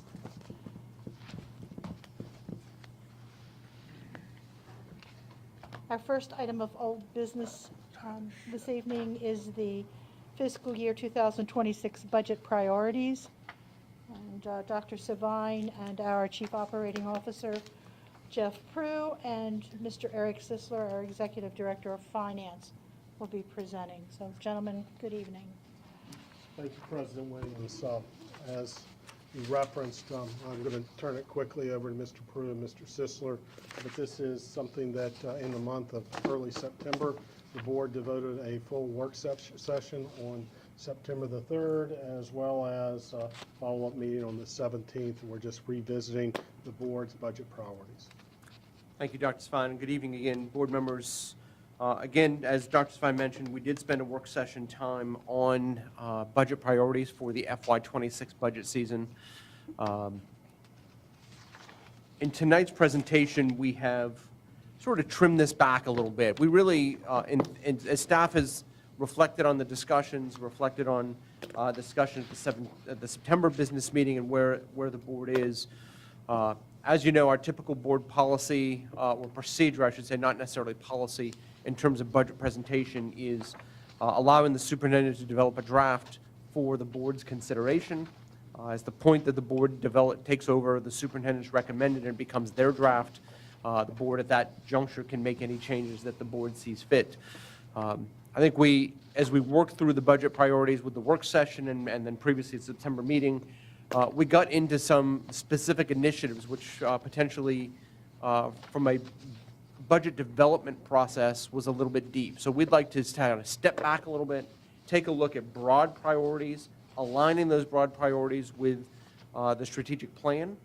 I think we did reach consensus in the work session on an alignment to those broader priorities aligned to the strategic plan of looking at culture, safety, and wellness, student success, access and opportunity, and community engagement in that order in terms of focus areas for the superintendent as he's developing his budget for your consideration. And those are the priorities we'd ask you to approve this evening. And we're happy to answer any questions you may have. Is there a motion, please?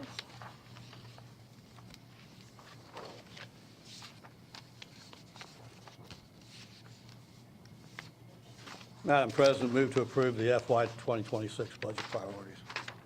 Thank you, Mr. Stauffer. Is there a second? Second.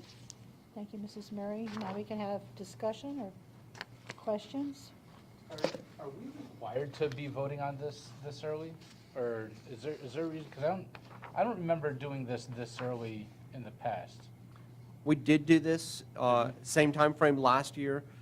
Staff has been meeting, actually, we had a few meetings last week, a few already this week, some tomorrow and Thursday, where we're meeting with department heads and talking about the types of items that they see that are needs for each of their departments. So it helps the superintendent and staff as we're culling through those requests to place priority on them for the superintendent's draft budget, which gets released in January. I mean, I didn't even know what we were voting on. There's nothing that I see here, and it's, all it is just essentially the strategic plan. So I don't really understand what we're voting on. Obviously, we have the strategic plan. It seems like there's nothing, we're just saying, making a statement that we're doing the strategic plan, and that's it. Yes, sort of. We've aligned these in an order. For instance, if you think about how the strategic plan is placed, student success is priority area 1, access and opportunities 3, culture, safety, wellness, access opportunities 2, culture, safety, wellness 3, and community engagement is 4. We've realigned those for a budget priority in terms of where we would focus funding initiatives, where we would focus putting forward the new funding that is available to focus on actually priority area 3 as the #1 priority, getting culture, safety, and wellness right so students are prepared for student success. So that was the discussion we had during the September work session.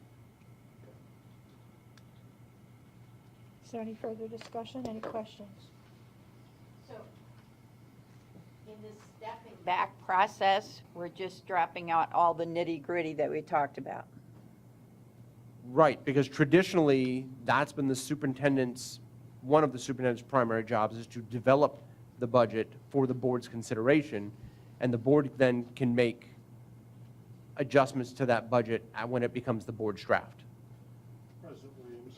Yes, sir. If I may add to Mr. Prue's comments, the board may recall that in the work session, we went into great detail. We focused on the priorities that you see in front of you, and there was strong consensus of the board on that. There was also discussion regarding items from the previous year that were not funded, and there was discussion regarding items that the board provided the superintendent with direction on. Some, there was strong agreement, and then there were others that the board could not reach an agreement on. So this is before you because this was the one item from the work session that there was strong consensus of the board. It does help the superintendent as well as staff to prepare recommendations that are coming forward from principals and directors, and we tie it into those prioritized areas, and it is aligned with our strategic plan that this board has approved. Can the board then go and say what we would like to see as what we think would be best for culture, and then what we think would be best for student success, rather than just get the recommendation from you and vote on it? I personally think that'd be better for the board to have more input on what those specific things would be. Does that make sense? Well, historically, the superintendent prepares a draft budget, Right. and then the board discusses the draft budget. Yeah. And We change it. Yeah, change it as asking we make changes as necessary. Earlier this afternoon, we decided what the goals would be moving forward, so that plays into it. So all of these things together will help the superintendent in preparing that draft So budget. you don't want to have any input before he creates the draft budget. We're just going to see the draft first. Correct. Okay. And we will have numerous work sessions after that. I would personally like to have the input first and then see the draft, but if the majority of the board is fine with doing it the old way, that's fine. And I guess that might be a work session discussion. I mean, I guess I kind of went off topic there, but I just. That's all right. Yeah. We appreciate the discussion. Is there any other questions? We ready to have the vote then?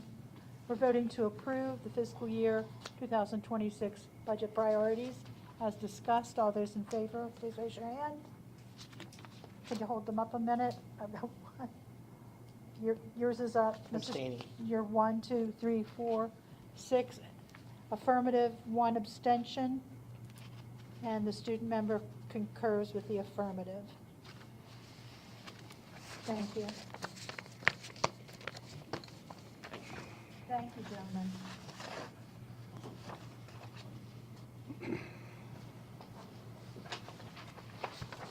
Okay, next is the second reading of proposed changes to policy DJ, purchasing standards.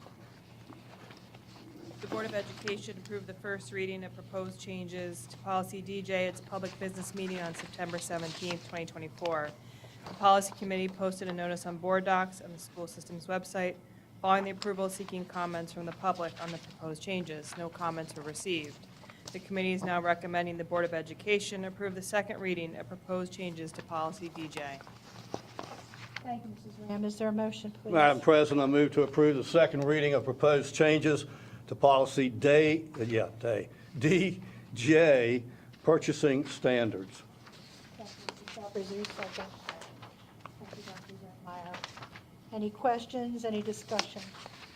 So this, in policy committee, we discussed this back in August, and we said it was going to be voted on September 17th, but it was pushed to today. Why did we not do what we said in the policy committee and we pushed it back to today rather than vote on it in September? I have to check my notes on that. Well, it had the first, we did vote. We had the first read in September. I think we had.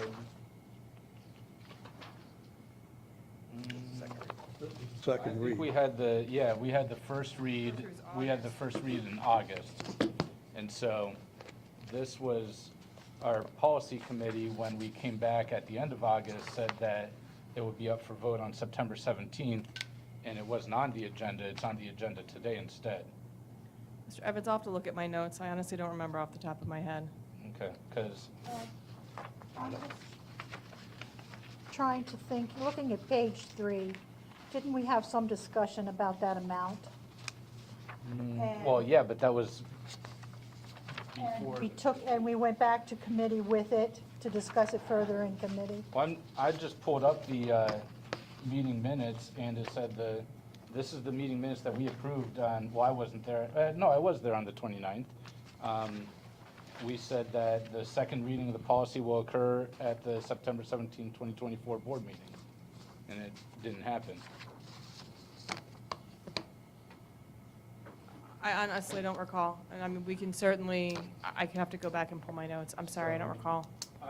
I'm going to go and say it again, because there was, at least I commented, I know the general public didn't comment on this, but, you know, we had a discussion, I forget when it was, maybe in June or July, about making the second reads of our policies be part of a consent agenda rather than have to go through all of them. And we had multiple board members go and say that they didn't want to do that because they thought it might interfere with transparency. And so when we go and look at this purchasing standards, we're now saying that the threshold that will require a vote goes from 50,000 to 100,000, which does take away from transparency, because the only way you'll ever know if we ever spend anything less than $100,000 is through a FOIA request. And so, to me, this is the same thing that we're voting on the same thing that we said we wouldn't do in that consent agenda discussion. So I'm disappointed that we're going to go through with this, it seems like, but based on how the first read went. But to me, it doesn't make sense, and I don't see how we could justify this in times where, you know, our budget is low, and we just got told at our audit report 2 weeks ago that we have hardly, $7 million, not even $7 million in our fund balance. So I don't think this makes sense, and I hope we change our mind on this. Speaking as chair of the committee, may I remind the honorable gentleman that you did agree to move this to first read with that change made. So I don't know why you're debating it now. I did not agree. I did Yeah, not. you did. No, I didn't. I absolutely did not. Mr. Prue, is I there, voted against it at the first read. Mr. Prue, would you like to come forward? Mrs. Murray's asking to. A little background about the change,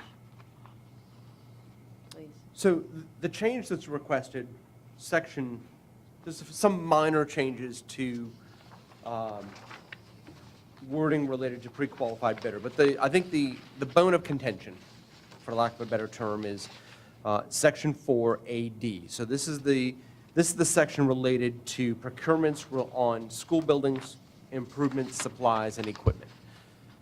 This section, we're requesting the change in policy here to reflect changes now in the annotated code of Maryland that have been changed during the last legislative session to increase the threshold of procurements from $50,000 to $100,000 that require bid and board approval.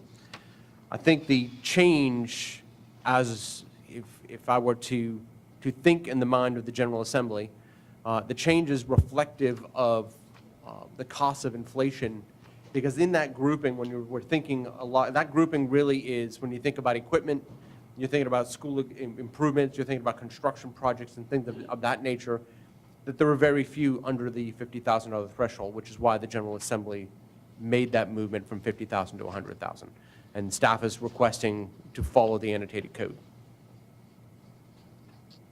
Could you give us an example of what,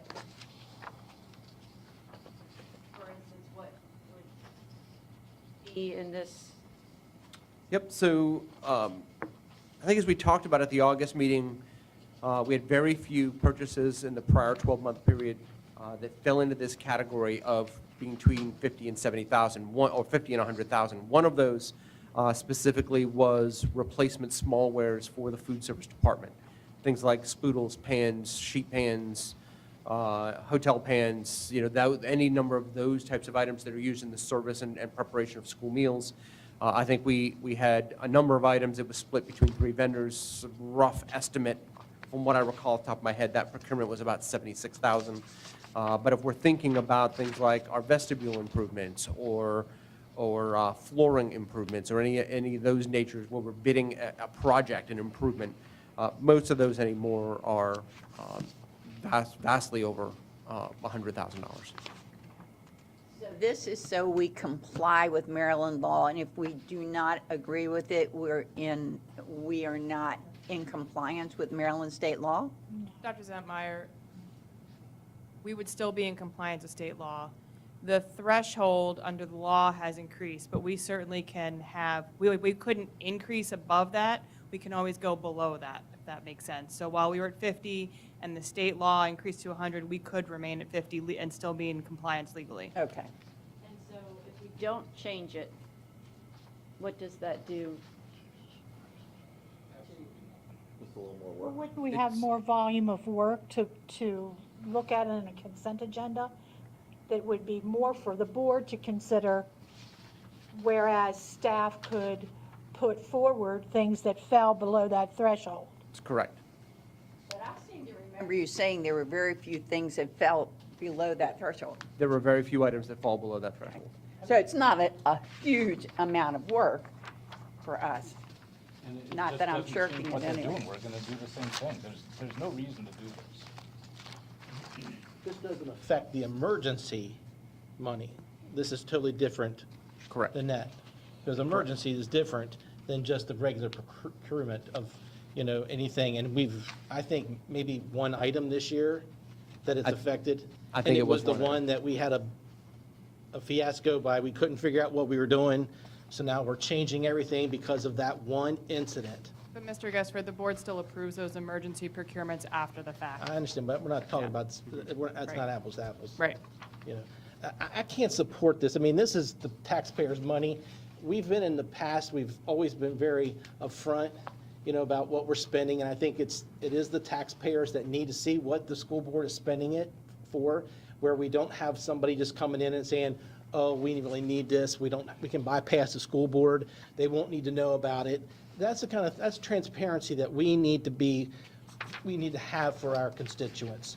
Now, if you don't want transparency, go ahead and vote it. I will not be voting for this for that reason. I'll make a comment. In the spirit of collaboration, you made a good argument, so I'm happy to vote against it. It sounds like it'll be very little work. So if this is what we want to do, I'm fine voting for 50,000 and not to change it. Well, I appreciate that, Peter. Sure. And I will say that the other changes, to Mr. Prue's point, the other changes I do think were very legitimate, and I think those need to be made. So I hope we can bring this back to the policy committee and just move that one part and come back and make those other changes. On second read, it automatically goes back to policy, or is that? Yes, we'll add it back to the policy Okay. committee agenda. Ms. Wang, you had something that you wanted to say? Just out of curiosity for the board members who are against the approval of this, do you have any like nefarious procurements in mind that you would be voting against this for? I didn't hear what you said. You can speak up, please. Do you have any nefarious procurements in mind that you would be voting against this for? Like any concerns that you have currently? Yeah, it's transparency for me. It's transparency. I mean, anybody can come in here and start buying things, and then we don't know about it. So I can give you an incident. We had some mowers that we had up here in the shed was not being used, and we found out about it. Somebody bought them, and they weren't being used. We didn't know anything about it until we called it out, and the next day, the mowers were put out on the fields. So I don't want that taxpayers' money just sitting in a closet somewhere. So, and I don't think that anybody would do that, but it could lead to, issues with transparency. So that's why I think we need to have a lower threshold that people have to come to us and say, we need this piece of equipment. And if you can justify that piece of equipment, I'm for it. But you just don't get to buy it, because it's under the amount that we can get through. I think transparency is very important, especially in Washington County, for our taxpayers that they don't get much say other than to elect us, and they're hoping that we do the right thing. So for me, that's why I just want transparency. Madam President, may I make a motion to withdraw this from consideration tonight and move it back to committee? Well, we have a motion on the Yeah, table, just vote on so the motion. The person that You made the motion can- can withdraw it, right?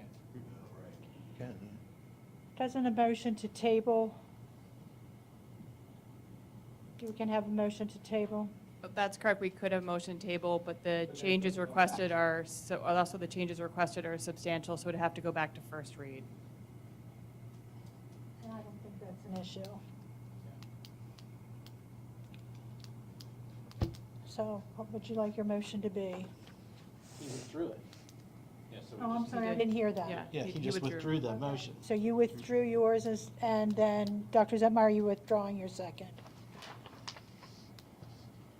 So I would move to move this back to committee for consideration, which we can It do. it automatically goes back. I'm just saying. Just making it legal. Mrs. Ram, does he need to make a motion that we take it up in committee? No, President just- Williams, he does all not. right. We'll be hearing it on the record here, we'll add it to the next policy committee agenda for discussion since it failed here. Yeah. Thank you.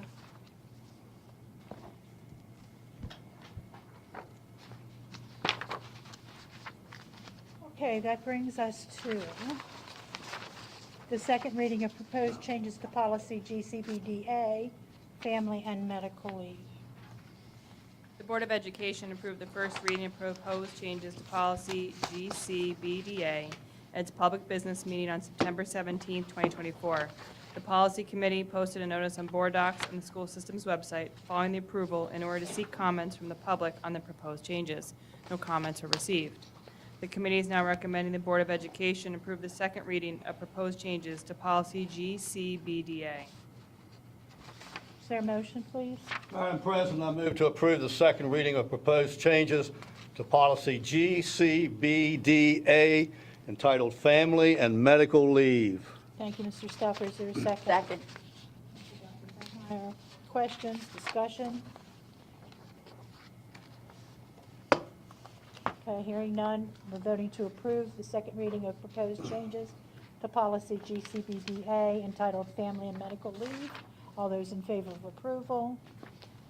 All right, we have 7, so we have a unanimous vote with student member concurring, so the motion carries.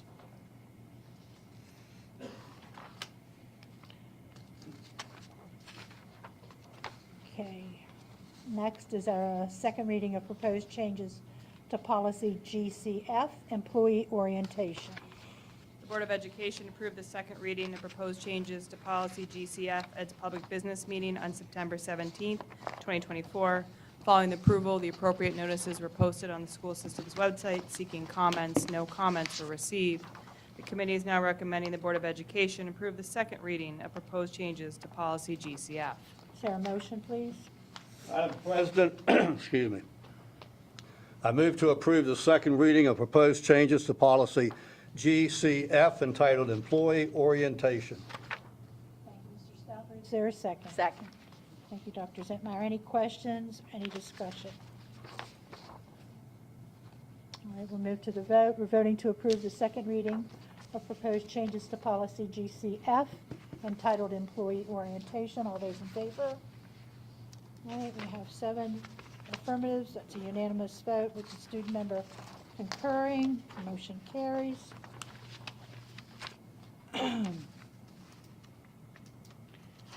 Next up is the second reading to rescind policy DH, bonded employees and officers. The Board of Education approved the first reading to rescind policy DH at its public business meeting on September 17th of this year. Following the board's approval, the appropriate notices were placed on board docs on the school system's website. No comments were received. The committee is now recommending the Board of Education approve the second reading to rescind policy DH.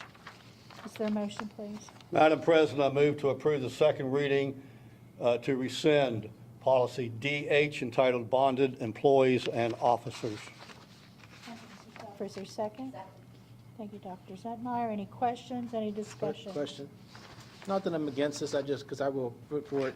I just was wondering, why are we removing bonded employees? I mean, is that something we don't do anymore, or? No, it's required by state law, and it's mandated what coverage we have to have. Oh, So it really doesn't therefore, matter. right. It supersedes our Correct. policy. Okay. We'll move to the vote. We're voting to approve the second reading to rescind policy DH entitled Bonded Employees and Officers. All those in favor? All right, we have 7 affirmative, a unanimous vote. Student member concurs.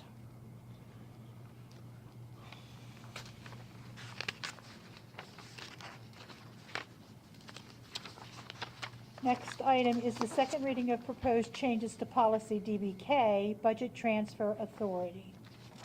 The Board of Education approved the first reading of proposed changes to policy DBK at its public business meeting on September 17th of this year.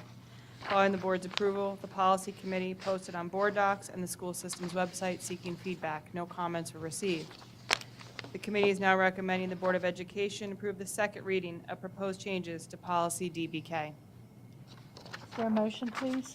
Madam President, I move to approve the second reading of proposed changes to policy DBK entitled Budget Transfer Authority. Thank you, Mrs. Stauffer. Is there a second? Second. Thank you, Mrs. Murray. Any questions, any discussion? I did have a question. Is there any difference in what we've been doing in the past? I mean, because we do this on a pretty regular basis, maybe. Mr. Gessford, I will ask Mr. Pruitt to come forward. Okay, he's on his way here, so. I mean, I know we do this a lot, and I didn't know for the people out there not being understand why. Well, we do this all the time. Why are we now coming back to this? So what's changed? I think when you look at the changes that are here, we're broadening the scope. I think the existing policy was not very specific, so we've made the what is the transfer authority more specific in the policy and matching what has been current practice. So is that what the group that came and spoke to us was saying, that we needed to change some things? Is that a part of that? No, No, no, it's this totally is different? totally different. Okay. You speaking of the auditors that were here at the work yeah, session? I'm sorry. Yeah, the auditors, they had said that there were some things that they needed to change. I was just wondering if this was a part of that. Nope, not one of those. Okay. I think it's also to put it in a new format, too, isn't it? Correct. It's new format and also to make it clear for staff. Any further questions? Okay, we'll move to the vote. We're voting to approve the second reading of proposed changes to policy DBK entitled Budget Transfer Authority. All those in favor? All right, we have 7 affirmative. That's a unanimous vote. Student member concurs.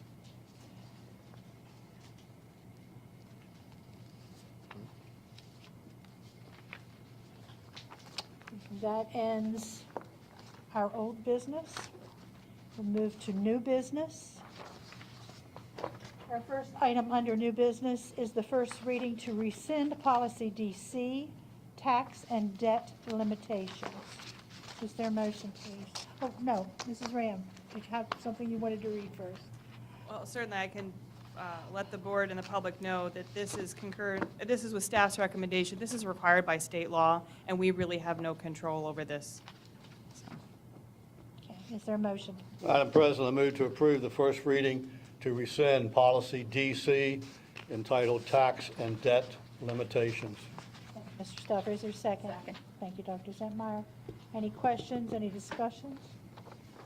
Okay, we'll move to the vote. We're voting to approve the first reading to rescind policy DC entitled Tax and Debt Limitations. All those in favor? All right, we have 7 affirmative. That's a unanimous vote, and the student member concurs.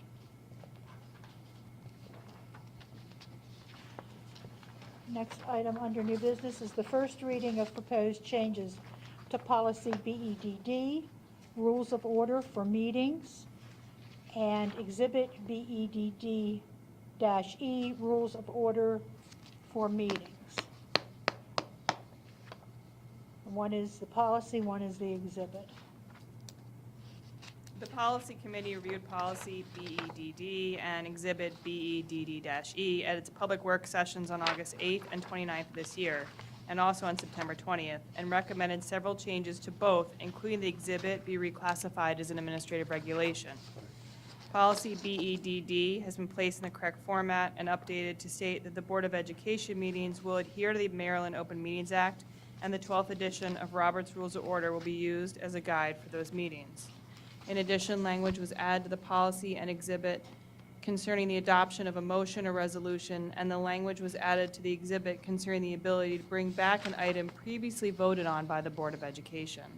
The committee is recommending the Board of Education approve the first reading and proposed changes to policy BEDD and exhibit BEDD-E. Is there a motion, please?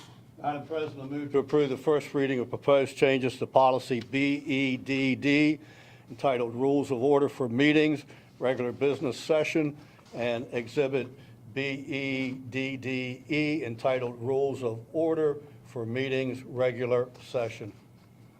Mr. Stauffer, is there a second? Second. Thank you, Dr. Zentmeyer. Any questions, any discussion? Question.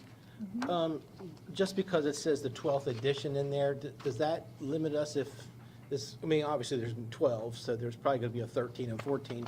Does that limit us that if things change, that you're going to have to come back and change the policy, or should the wording be more of the most current edition of, and you probably already discussed this, probably. We so did, you're Mr. laughing about Gesper, and that. that's why Mr. Evans is Okay. chuckling. We did have a. Well, I'm not in a actually- policy meeting, so y'all We can do it. we had quite an extensive conversation about that and decided it was best to set which one. Certainly, we could come back at any time and amend the policy, but we thought it was best to establish which edition we're using for consistency. And instead of saying the most current, Correct, that was the original proposed language. oh, that's what it was. We said most current, we originally said most current, then I asked to have it be the 12th because, you know, what if you know there's a 14th, but I knew there was a 15th and you didn't know there was a 15th, you know? So that way we know that if, whichever one it is, but, Okay. you know, I see what someone may not know which one's the most current. We discussed this extensively, Mr. Gesper. This doesn't change anything, right? No, what it does is, the language in blue, it puts it into the proper format, and when we add in paragraph D under section 2 is what's required by state law. So it's not changing anything we're currently doing other than to establish which edition of Robert's Rules we use as a guide. And then I actually have a question. I vaguely remember when we discussed this, we switched from calling it an exhibit to a regulation. Correct. Did we? Okay, because I see that on there, but I didn't see that in the motion. so It I- has to pass first and second read to be changed from the exhibit to a regulation. We don't do that very often. Right. So we have to continue to call an exhibit until it's passed. Okay. Good I just wanted to memory. make sure that was part Good of the. memory. Yeah. Okay. And this is one of the few policies that the board committee writes the regulations. Usually regulations done by the superintendent. Okay, so we have a motion and a second to approve the first reading of proposed changes to policy BEDD entitled Rules of Order for Meetings, Regular Business Session, and exhibit BEDD-E entitled Rules of Order for Meetings, Regular Session. All those in favor? All right, we have 7 affirmatives, student member concurs.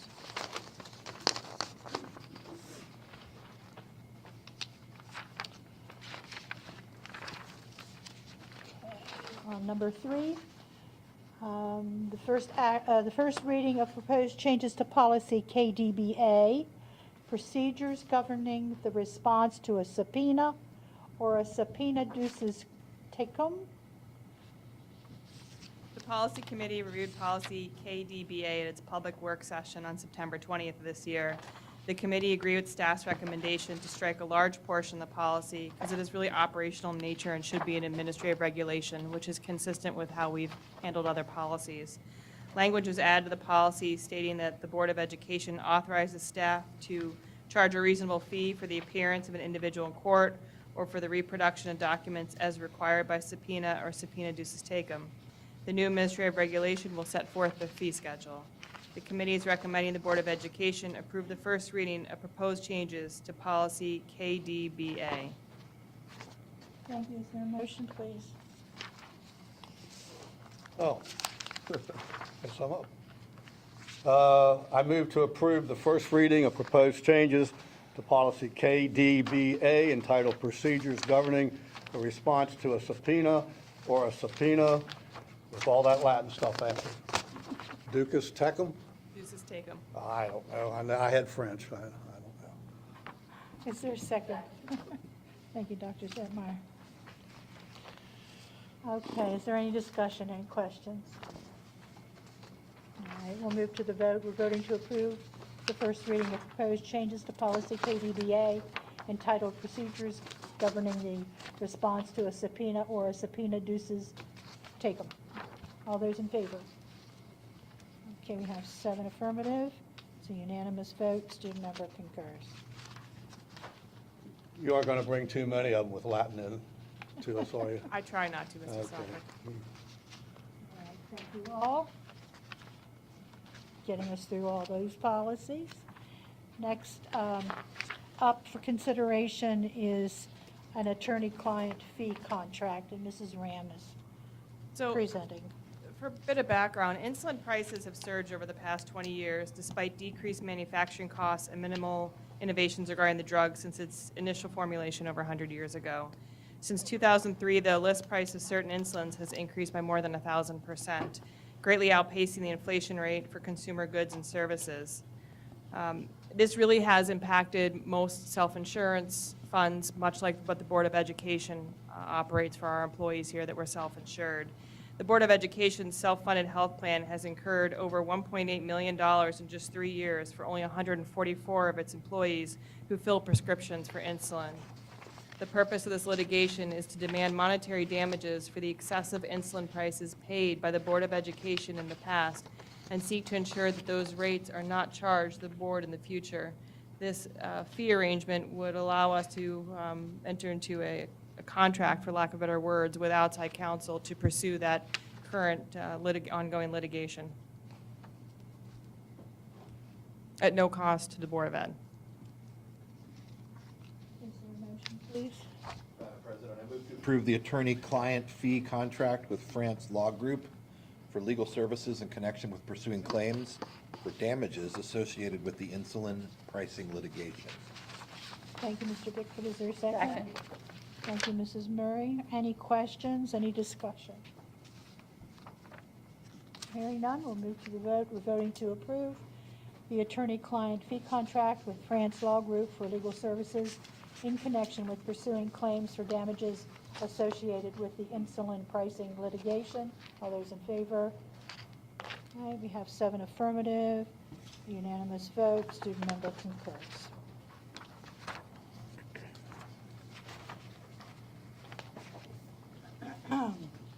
Thank you, Mrs. Ram. Okay.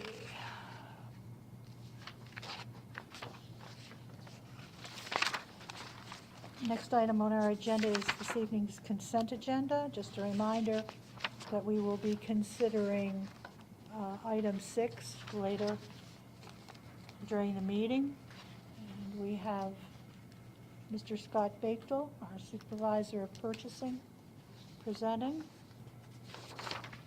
Good evening, President Williams, members of the board, Dr. Sovine. Tonight, I have 6 items on the consent agenda for your review. The Purchasing Review Committee has reviewed all these items, and they are being recommended for approval, and staff is available if you have any additional questions. Thank you, Mr. Bechtel. Is there a motion, please? To approve the awards, renewals, and procurements for unit price contract for science, chemical, and chemical waste disposal to Heritage Environmental Services LLC, Republic Services Incorporated, and Bay Associates Environmental Incorporated at the unit prices listed. Balk Motor Oil and Fluids renewal to PPC Lubricants LLC at an approximate cost of $65,000. Security equipment and service renewal to Atlantic Security System at the unit prices listed. WAN Services redundant fiber circuit renewal to Antietam Broadband at a recurring monthly charge of $8,474. Timekeeping system renewal to UKG Chronos Systems LLC at a cost of $204,765.60. And Crisis Prevention Intervention Training Program to Crisis Prevention Institute Incorporated at an amount not to exceed $75,000. Is there a second? Second. Thank you, Mrs. Murray. Any questions, any discussion? I have a question about the timekeeping system. When did we get that? I believe 3 years ago, 3 approximately. years? Okay, so it is up for renewal. So, Mr. Prue, everybody that comes into the building has to use their badge at a point to clock in and clock out, is that right? All staff paid on an hourly basis. Okay, so it would be all ESP? that Correct. are- And that's how they do their time? That's how they clock in and clock out and reflect their time so that we have accurate recording for the Fair Labor Standards Act. Okay, so do they have to do that at lunchtime as well? Staff that are working and taking a traditional 30-minute lunch don't need to clock out. The system is smart enough to know that over a certain period, it just withdraws the lunch. But if for whatever reason a staff member doesn't get to take that 30-minute duty-free lunch, they can request a change request to have that time put back onto their time card to be paid for it.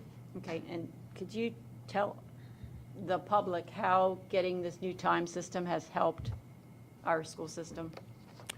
I mean, first and foremost, it's about accurate recording of the time that staff is actually giving.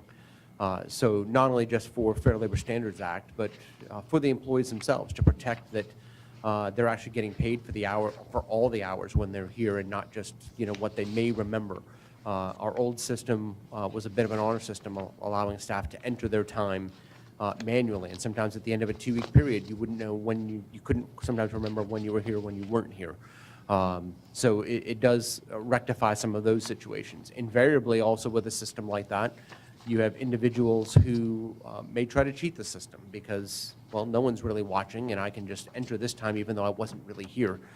Having to enter that through the time card system prevents that from happening and protects, honestly protects good employees from making a mistake that may end up in the disciplinary process because they've entered their time inappropriately. So it affects many things.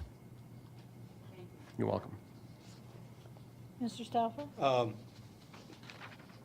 I think I probably know the answer to this, but just so the public knows, number 7, it's a sole source, but then it says that the transitioning to a different program would require retraining all previously certified staff. I would assume that since this is a sole source, it's just my guess that perhaps other vendors provide training a different way. So, and I know Ms. Polito was behind me, and I think either her or Dr. Webster can correct me if I say anything incorrectly, but the state requires that you have one unit of training, one program that you operate for all your staff that are trained system-wide.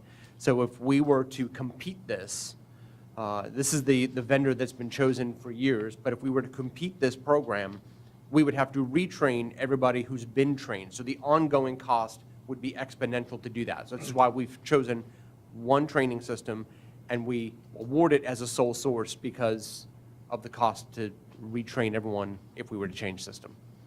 Is that helpful? Yeah. Any other questions? All right, we'll move to the vote. We're voting to approve the awards, renewals, and procurements as read by Mr. Bickford. All those in favor? Okay, we have 7 affirmative. That is a unanimous vote, and the student member concurs. Thank you, Mr. Baker. You'll stick around for the, thank you so much.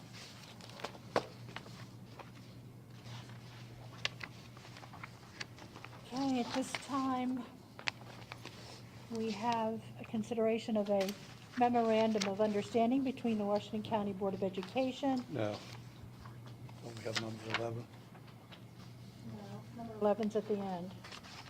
We're saving it. We're saving it for number 11. Oh, at the end there. So, Oh, okay. Sorry. that's all right. So we're I thought we were considering going right to it. the memorandum of an understanding between the Washington County Board of Education and the Washington County Educational Support Personnel, Inc., regarding Article 11.2, holidays. And we have Dr. Jennifer Webster, our Associate Superintendent for Administration and Leadership, and the President of WCESP, Ms. Anne Marie Hine. Oh, no, Patty Felix. I'm We have a sorry. substitute. You did a switch. She got nervous there for a second. Good to see you, Patty. Thank you. Good evening, Mrs. Williams, members of the board, Dr. Savine. I am here, along with Patty Felix, representative of WCESP, to ask for your approval of the MOU between the WCPS BOE and WCESP regarding Article 11.2 holidays to include Juneteenth as a paid holiday for our 12-month ESP during the years that date falls during the work week. Thank you, Dr. Webster. Is there a motion, please? I move to approve a memorandum of understanding between the Washington County Board of Education and the Washington County Educational Support Personnel Incorporated regarding Article 11.2 holidays. Thank you, Mrs. Murray. Is there a second? Second. Thank you, Mr. Bickford. Any questions, any discussion? All right, we'll move to the vote. We're voting to approve a memo of understanding between the Washington County Board of Education and the Washington County Educational Support Personnel, Inc. regarding Article 11.2 holidays. All those in favor? Is there someone in that chair? No. All I could see was the back of this chair. So we have 3, 4. Okay, so we have 6 affirmative, and the student member does not vote on this, correct? Okay. Thank you. We have an approved memo of understanding. Okay, next up, we have consideration of calendar modifications for the 2024-2025 school year and draft 2025-2026 and 2026-2027 school calendars. And again, we have Dr. Webster, and we have someone else who's joined. Is this Ms. Lindstrom? Good evening. And again, Ms. Felix. So, Dr. Webster. All right, so good evening again. President Williams, Dr. Savine, and members of the board. I'm here to ask for your review and approval of the revised 24-25 school calendar and the proposed school calendars for 25-26 and 26-27 school years.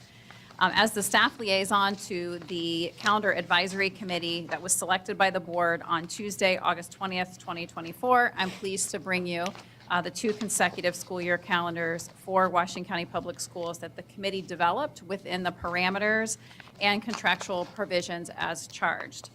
I have two amazing calendar committee members here with me, Jessica Lindstrom, teacher at Clear Spring Middle School, and Patty Felix, administrative assistant at E. Russell Hicks Middle School. When I tell you that these committee members came prepared to every meeting, they were prepared and super helpful in the development of our calendar.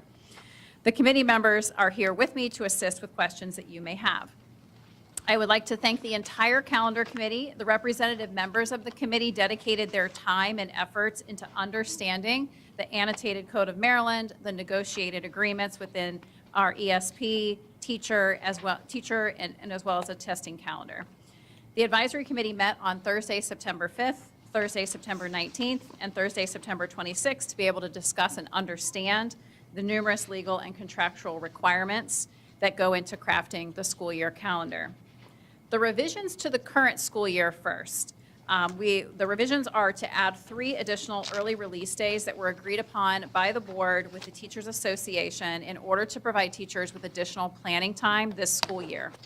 The committee determined that the most beneficial placement of these days for teachers is on the last day of the marking period to provide additional time for grading and planning. These dates are November 4th, 2024, January 17th, 2025, and March 21st, 2025. Which are the end of the days that mark the end of the first, second, and third marking periods this year. The 2025 and 26-27 school calendars that we bring forward in many ways mirror the 24-25 and recent school year calendars. The committee discussed the school year start date and decided on maintaining the prior year's decision to start school the week before Labor Day. The committee felt this timing allowed for maximized instructional time ahead of state and national testing calendars that we work within while still ending the school year by early June. The committee also discussed the benefit of the 2-hour early dismissals that are built into the school year calendar this year and decided to maintain the pattern of utilizing early release days to add more professional learning at regular intervals throughout the school year, as well as placing early release days on end of marking period days to allow for teacher planning and preparation. There are a few things to note that are innovations from the committee. In the 25-26 calendar, we added a 2-hour early release day the first week of school to account for the intensity for students and staff as they return to school in a 5-day week. In the 26-27 calendar, we were able to add an additional day for professional development for teachers before the school year starts. Thus, we start school on a Tuesday in the 26-27 calendar. This will allow more time for the increasing demands on teacher and support staff's time as they prepare to open school, but also allow us to have 4 days that first week of school. In both calendars, the committee placed the end of the marking period 3 right before the designated Easter holidays to allow families to experience more of a spring break than we have been able to provide in previous years. This is a piece of feedback we received from the community, and we were pleased to be able to make that upgrade of extending the spring break holiday a bit. We're moving from 2 days off around a weekend to 3.5 days off around a weekend. So at this time, I turn it back over to President Williams for questions and discussion. Thank you, Dr. Webster. Is there a motion, please? Madam President, I move for approval of the revised 2024-25 school calendar and the 2025-2026 and 2026-2027 school calendars. Thank you, Mr. Bickford. Is there a second? Thank you, Mr. Stauffer. Any questions, any discussion? Mr. Stauffer? On the 25-26 calendar, I guess either way, you're going to have to eat it, but for the winter break, we're going to have bad attendance on the 22nd and 23rd because people are going to say, 2-hour early dismissal on Tuesday and so forth. And yet we are closed then on the 1st and 2nd and so forth. So I guess the committee was in agreement with all that and realized, does that have something to do with the ESPs or what? The discussion was, and I'm trying to think how to phrase it to echo what everyone said. We thought with 2 days, there were going to be attendance issues, whether it was 2 full days versus 1.5. And we thought doing that early dismissal would make that date easier to process before such a long break for staff and students and parents. Also considering travel concerns during that time was another thing that came up from the staff, not the staff, I'm sorry, the community discussions. And an important constraint, too, to remember is that we have 10 holidays that we can place. So if we could look at, we're constrained by the number of days. The teacher contract is 190 days. And if we add additional days off, we also have to consider that they're non-paid work days for our ESP, hence the memorandum we just approved to add an additional holiday for ESP. So thinking through those parameters and knowing that we have a limited number of holidays that we can take, we tried to think about which part of the holiday break would be best to compact. And so we ended on having a short week before they leave for holiday and then going through the new year, as opposed to coming back on January 2nd.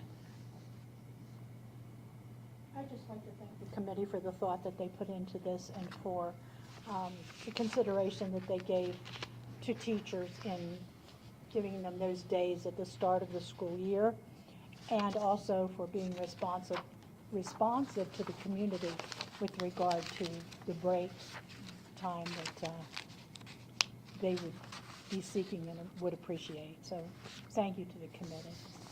Anyone else with questions or comments? I just have one question. When we have early dismissal, how does that impact after-school programs?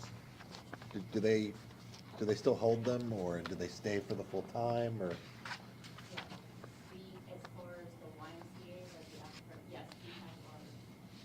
Okay, so some kids will still be there for the day if they need to be?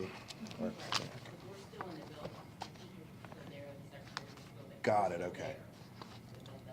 Okay, yeah, I echo President Williams, thank you. This is a hard committee to be on, I know, because there's a lot of looking at the calendar and moving things around. And Frederick and Montgomery County get a week off for spring break, and I hear about it. Oh, I know. We definitely have different constraints in our calendar, but the committee did an excellent job of compromising, thinking of all the different perspectives. We had strong representation from parents, students, staff members, and I always appreciate working with this committee. They're very constructive and really problem solvers to try to make the best calendar within the constraints that we have. And it really is, I mean, start getting notifications from people saying, when are you going to approve the calendars? Because people base their, things like Leadership Washington County bases their programs around the school calendar for the next 3 years. So it's really important work. I appreciate it. It is. Very important advisory committee, so we appreciate your commitment and your work. Thank you. All right, so we'll move to the vote. We're voting to approve the revised 2024-2025 school calendar and the 2025-2026 and 2026-2027 school calendars. All those in favor? Okay, we have 7 affirmative, student member concurs, so having unanimous vote and approved calendars. Thank you.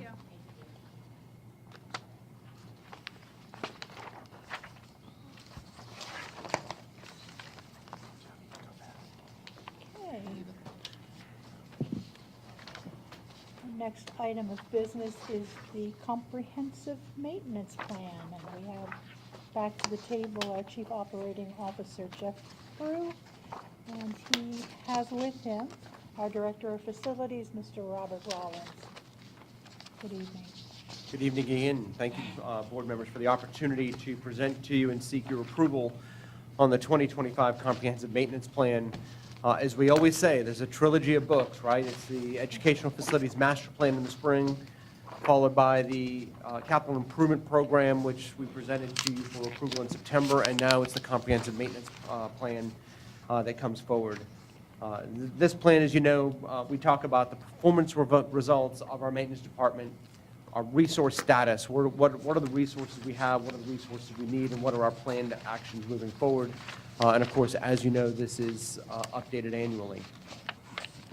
This is Mr. Rollins' first foray really into the comprehensive maintenance plan, and we wanted to take a quick opportunity to thank the board for their faith in staff's recommendation to realign what was our maintenance and operations department and our facilities planning and development departments based on a retirement we had in July of a senior staff member.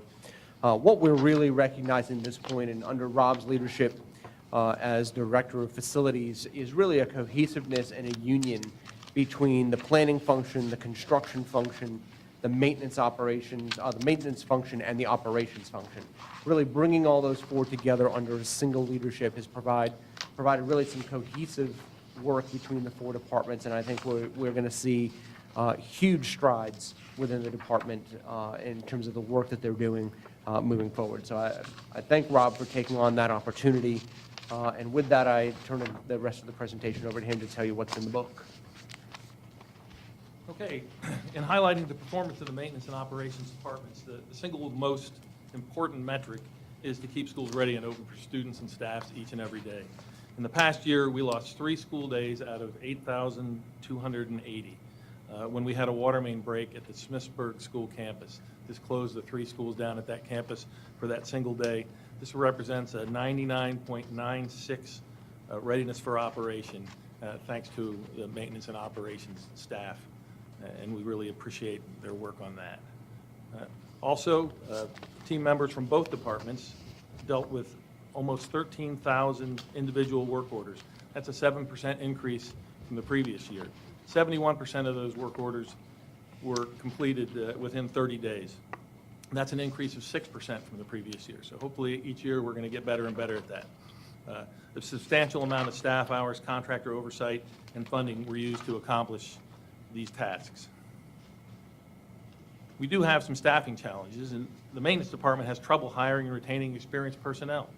While WCPS has a first-class benefits package, many tradespeople are able to find higher wages in the private sector, and so that makes hiring and recruitment and retention difficult.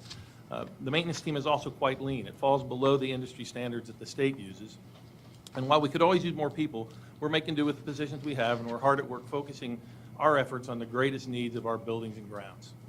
In operations, the challenge of employee retention is similar to the maintenance department. There's a lot of churn there too, people coming and going.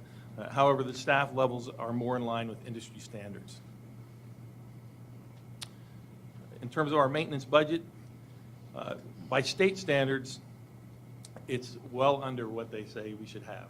However, they call for an annual capital and operating maintenance budget that equals 3% of our current replacement value of our schools. If you took all our schools, the replacement value is $1.8 billion. Billion. That would mean if we did 3%, it would be a $54 million capital and operating budget for maintenance. This is an unrealistic number. I don't know of any other LEA that's meeting that 3% threshold that the state puts forward. It looks good in a book, but it's not reality. As I look at our budget for staffing materials, I think it's minimally adequate. I think we can work with what we have. Capital maintenance is underfunded. That's the systemic replacements and things like that. Capital maintenance is underfunded, and the local, based on the age and the number of the WCPS facilities. It's interesting, though, that the state, while they tell you that you should meet this 3% goal, doesn't fund the capital program at that level. So it's like they're telling you what you need to do, but we're not going to help you do it. And that's just where we are on that. So I think that our budgets overall are pretty adequate. And the WCPS budget for operations meets state standards and WCPS needs. Going forward, we want to focus our work order fulfillment on needs-based rather than things that are wanted or purely cosmetic. We want to focus on those things that keep the schools operating. We want to continue to emphasize preventive maintenance. This is a key to keeping schools operating also. I'm still learning the ins and outs of the work order system, and I hope to initiate the use of analytics from that system to help identify and predict future needs. We've set a goal to reorganize our warehouse and inventory to support the technicians in their work. We want to document corporate knowledge. It's extremely important. We have some experienced team members who have a vast knowledge of how our buildings work and run. We want to capture that knowledge so it can be shared with all team members. We're always looking for ways to improve training, and I'm personally heading up ways to increase the energy efficiency of our buildings. I think there's some pretty basic ways that we can change how we operate our buildings that will result in significant savings at a minimal cost. So in closing, I just want to say how proud I am of the team, the operations and the maintenance teams and the work they do, and I hope you folks are too. And we're here to answer any questions, and we're seeking your approval of the plan tonight. Thank you, Mr. Rollins. Is there a motion? Mrs. Williams, I'll make the motion to approve the comprehensive maintenance plan for the fiscal year 2025. Is there a second? Second, thank you for all you do. Thank you, Dr. Detmeyer. And we will open the table for questions or discussion. Yeah, I just have a question about the performance. It seems obviously a lot of work. We know we have some old buildings, and it seems pretty high. 71% of it closed within 30 days. Do we know other school systems where their work orders are? Or? I don't right now, but I can get that information. I mean, it's not important. I was just impressed with it, and then the average time to close it would be 33 days. And, you know, I got to imagine with some of our old air-conditioned units, it's not easy to find parts these days, so. Yes, that's correct. So. I just want to say this, in all my years in the school system, I was very lucky to have great custodians at Williamsport High School who would volunteer to do things for you. Even if you didn't ask them, they'd say, do you want us to do that? And the maintenance guys that came, they were always very nice and cordial, especially when I was the AD, and there were things to do down there in the athletic department. And I remember one custodian very quickly, who back years ago used to have multiple team scrimmages, and we'd use like 3 or 4 fields. And we got 3 of them mowed, and a gentleman who's, I hope he's still alive, his name was Paul Straub. And he said, I'm coming in off my vacation. I said, no, you're not. He said, yeah, I am.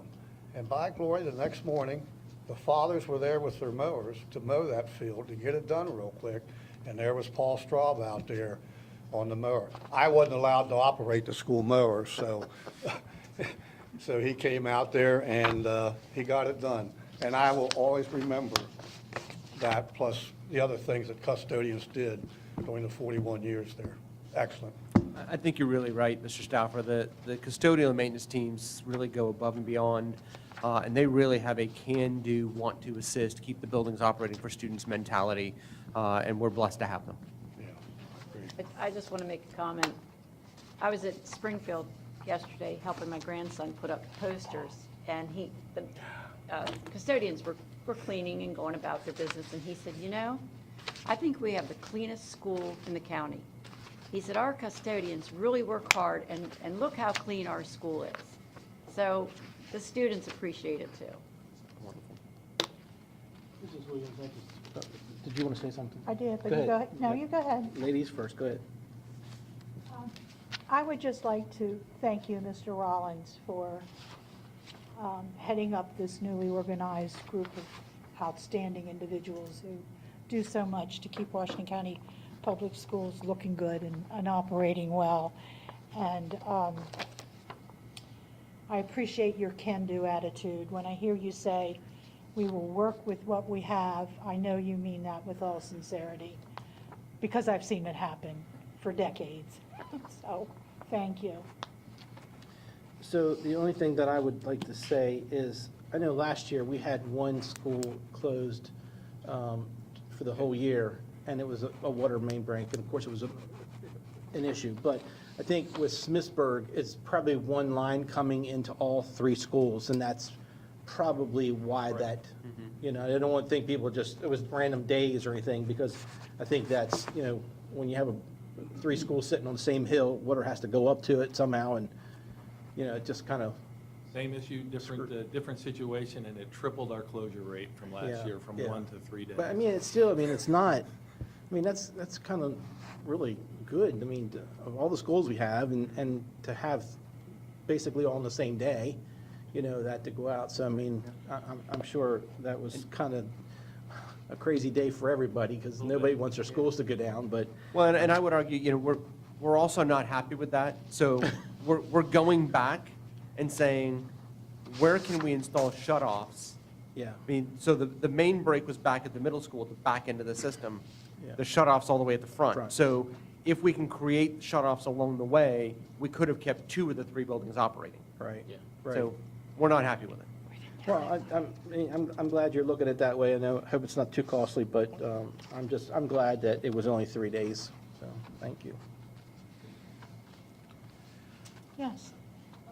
I want to echo what everyone has been saying, thank you so much for all of the work that you've been doing. And I know that you guys are working with what you've got, which is not everything we need. But I was wondering if as a county we have taken considerations of clean energy facilities, different like electric vehicles, like geothermal heating units and stuff like that. So, I mean, we do have 3 schools that have geothermal heating and cooling systems, Ruth Ann Monroe, Bester, and Antietam Academy. So we've done that. I think we've started looking at electric vehicles, but that's still down the road. And we've looked at the solar energy several times. However, economically, it hasn't worked out to where that saves the taxpayers' dollars. So we keep looking at it and reviewing it, and at some point, I'm sure we'll move to gathering some energy from clean sources like that. But right now, it's not economically competitive, and with the limited budgets we have, we're trying to go with the lowest cost each time. Anything further? Okay, and then we'll move to the vote. We're voting to approve the comprehensive maintenance plan for fiscal year 2025. All those in favor, please raise your hand. Okay, we have 7 affirmative. That's a unanimous vote. Student member concurs. Thank you. Thank you so much.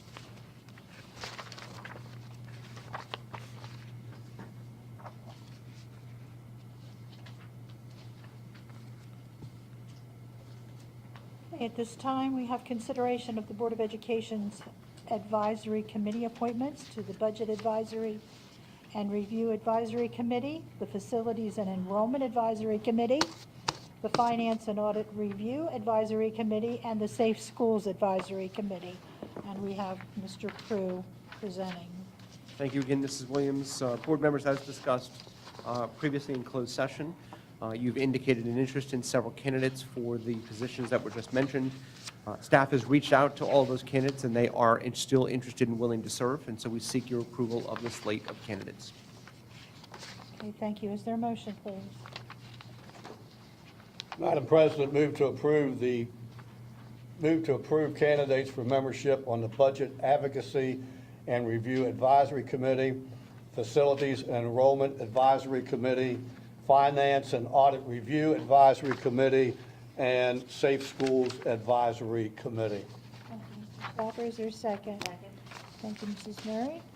Any questions for Mr. Prue? Any discussion? Okay, we'll move to the vote. We're voting to approve the candidates for membership on the advisory committees as read by Mr. Stauffer. All those in favor? All right, we have a unanimous vote of 7 affirmative. Thank you.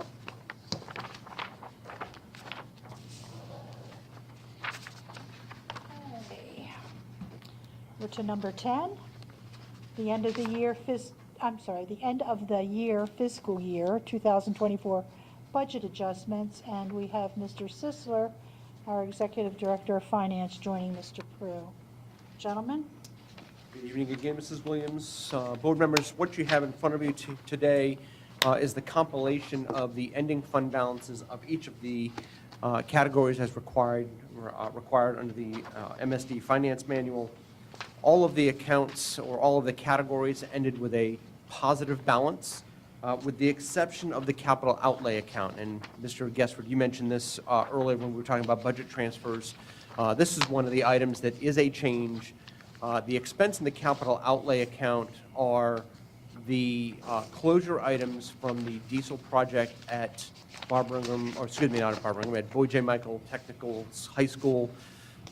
These are items that were being paid for out of the board's committed fund balance, as indicated by the board's authority and the resolution to pay for the project that way. The current auditors want to see those expenses run through the general fund. Therefore, it overexpended the capital outlay account. So what you see really is items of positive nature. So increase in revenue or savings to expense accounts were at $6.859 million. You see the additional expense of $452,000 in the capital outlay account. for a net effect to the fund balance of $6.4 million, but the value in the capital outlay account is actually coming from committed fund balance. So the $6.9 million you see at the bottom of the page is actually the general fund balance, the sum of additional revenues less expenses that you have remaining from the FY24 budget activities. And we're happy to answer any questions you have on that item or any of the specific category amounts. Is there a motion, please? Madam President, I move to approve the proposed FY 2024 budget adjustments as presented. Is there a second? Second. Now we can have some discussion or questions. So, is this money, if I remember correctly, the auditor said that we had to present something differently.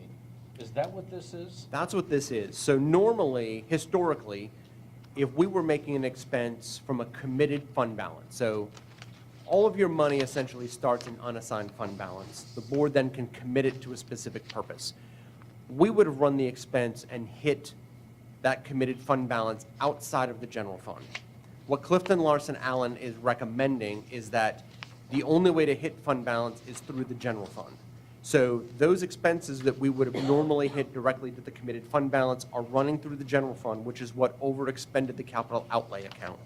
So this is something as we move forward over time, we will try, in a year when we know we will have expenses related to capital outlay, we will either try to budget for that or through the course of the year come in and do an adjustment through the course of the year to do this so that it's not seeming like it's after the fact. But this is money that was already committed by the board to that project. So this isn't us saying, well, based on what they were saying in the audit report, that we have, what they say, $6 million in the fund balance, and now we're adding $7 million to it? This is exactly what the fund balance is. So no, this is your fund balance specifically from FY24. We've been having a lot of discussion.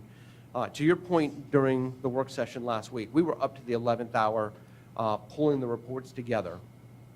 And we collectively have agreed with Clifton Larson Allen that approximately $9 million of fund balance, so your total fund balance of all the different categories, and we're talking really, at this point, we're talking about what is GAP, Generally Accepted Accounting Principle fund balance.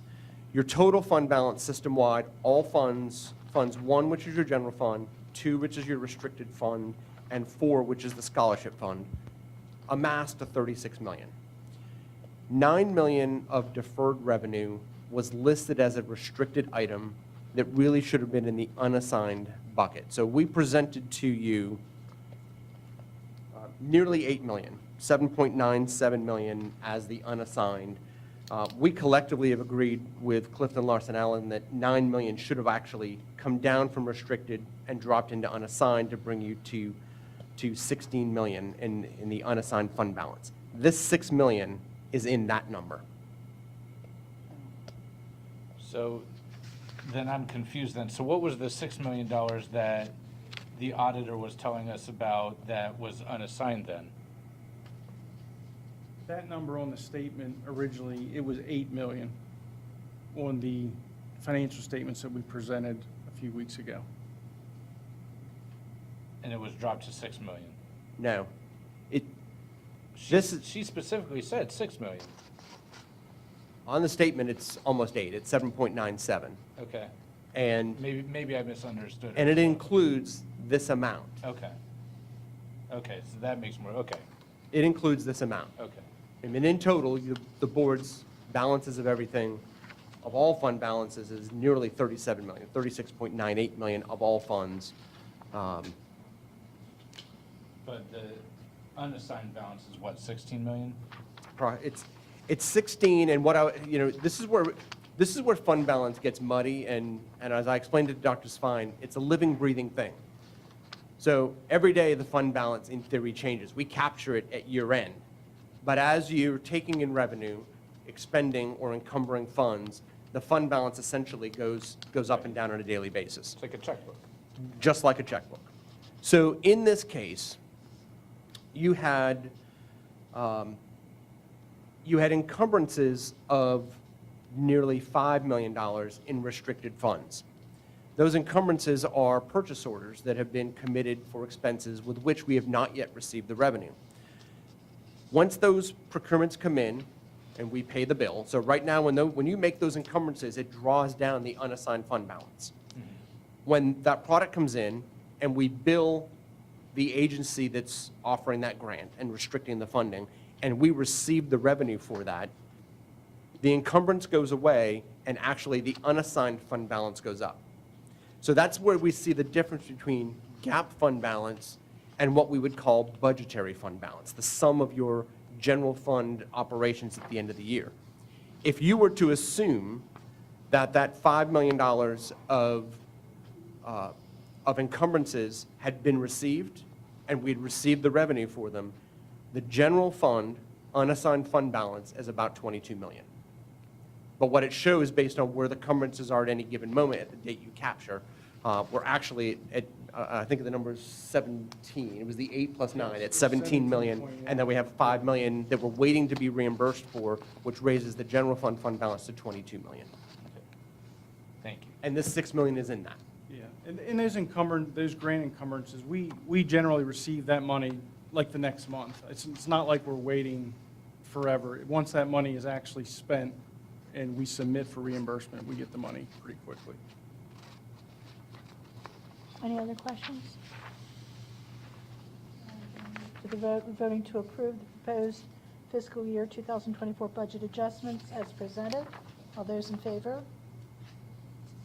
We have 7 affirmative, that's a unanimous vote, and the student member concurs. Thank you, gentlemen. Thank you. Okay, now we're going to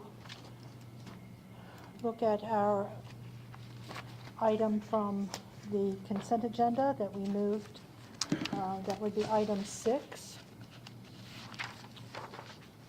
We have Mr. Baked back, so is there a motion, please, for item 6? Procurement or renewal? It'd be a procurement. Madam President, I move to approve the procurement of Chromebooks to CDWG at a cost of $2,207,800. Thank you, Mr. Bissett. Is there a second? Second. And now we can have questions, discussion. So I had ordered a few questions on to the superintendent yesterday, and I'll just go ahead and ask some of them now. The first question I would have on these Chromebooks, is this where we have already committed ourselves to so many Chromebooks on a contract? Or is this as we just need them? So it's saying here 6,650 student Chromebooks. Is that a part of maybe a larger number that we are having to fulfill our purchase? No, that purchase is, that's a single purchase. Okay, so then my next question is, for this, and it says here that it's for one-on-one devices for students throughout the system, and it also talks about support college and career readiness. Who is going to receive these in general? So the Chromebooks, the number 6650 comes from the amount of students plus staff who have one plus a set of reserves divided by 4 or 5 years replacement cycle. So that's where we get the 6650.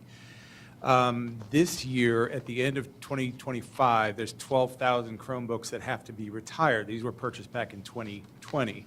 So we will locate those Chromebooks. This past year, everybody, I believe it was at North, got new ones, and at BISFA. It's not necessarily by a whole school, but we will identify the 12,000 that have to retire and replace those. So, you know, I have one at home. Probably most people have books, laptops, Chromebooks at home. I'm not sure that everyone's replacing them every 4 years. Is there a reason that we have to do that?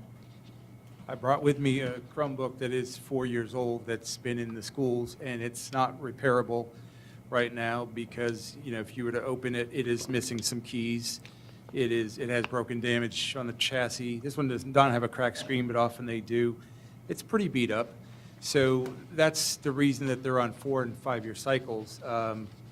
Prior to this year, Google they had the AUP, which is the period that they could be updated. They just extended that to 10 years because school systems like us were saying, these need to last. We can't keep buying these things. So we will keep them as long as we can. We're not just going to get rid of them, but a unit that is used may stay on the shelf until, a student might lose one, then we have one to give to them. So we're not selling them or giving them away or anything like that. We do retain them as long as they have a useful life. So right now, you're saying that we have 6,650 Chromebooks that look just like that one? Yes. So we have to replace, they're all losing their keys and... This past summer, we collected them all back from all the schools, all the students, and there was I don't have the number in front of me, but there was a lot of repairs for missing keys and broken chassis and things like that. So yeah, there's quite a lot of them that are in disrepair. So not only across the board, I mean, you mentioned Barbara Ingram, and I mean, they're adults. I would think that they would take care of them. I can see maybe the younger kids maybe having some issues at, elementary schools. But I visited elementary schools, and I sat in a couple of classes, and they did not use those books at all. And I'm just kind of wondering, when we're saying we're going to have them one-on-one, help me understand why I'm voting to spend $2 million, on something that these students aren't, and they were using regular books. And I'm not saying I'm against this. I'm just saying that I'm trying to justify when we need to spend or save money, and we've got another $2 million on the books, why we're doing that. And I can go into a classroom and sit there, and the teachers, I didn't even see them in the classroom. I was looking around, I didn't see no carts with them. I didn't see them in cupboards.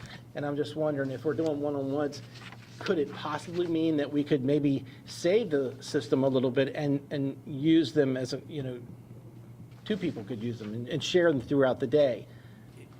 Let me give you one answer, and then I want to have Dr. Willis speak to that. The elementary schools don't send them home, so they actually have the least amount of damage. They will last the longest. They will last 5 or 6 years there. They use them the least, so they don't send them home. They use them less than anybody else. Most of our damage occurs in the middle school, actually. And then as far as the one-to-one, let me...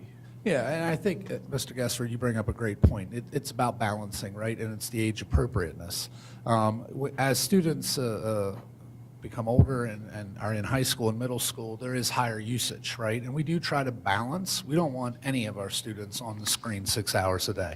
So we have curriculum at the elementary. Some of it is better using a device, but we still have a lot of print materials also at the elementary, right? Because again, trying to find that age-appropriate balance. Some of that is decided by the teacher, as you know, from CNI meetings. Different resources come with both. It's packaged as one, meaning that you have the online resource, but you also have the physical text that accompany it. And there's no additional cost for that because everything is packaged together now by vendors. So it's really specific, not only by the grade level that we have, but also the curriculum demands, whether I'm learning literacy, reading, writing, versus math, versus computer science, versus even some of the encore periods, right? So it is possible to sit in an elementary classroom and not see them used every day, right? But that doesn't mean they're not being used, whereas if you go to a high school and you're looking at, for example, a dual credit class, that's going to be something that's used every day to access and probably, something in that almost every period to access the resources. So it is different. That's why elementary, to Mr. Allen's point, isn't always even sent home, just because of the different demands. Could students, and maybe do students, use their own Chromebooks or laptops and bring them to school? Because, I know how I am. When I go to work, I don't want anybody using mine, and I take mine, to work. I know there's probably people that can't afford it and need that, but do we have that not every student is using ours? We do not currently have a BYOD, bring your own device policy, because it's really from a network safety perspective. If somebody connects a device that is their personal device, they could infect our network. In fact, that has happened where people have brought in devices at more staff level, but so we now restrict every device that's on the network has to be issued by WCPS. We cannot bring personal devices. And it was about 10 years ago when I was at the middle school level, there was a BYO, bring your own device.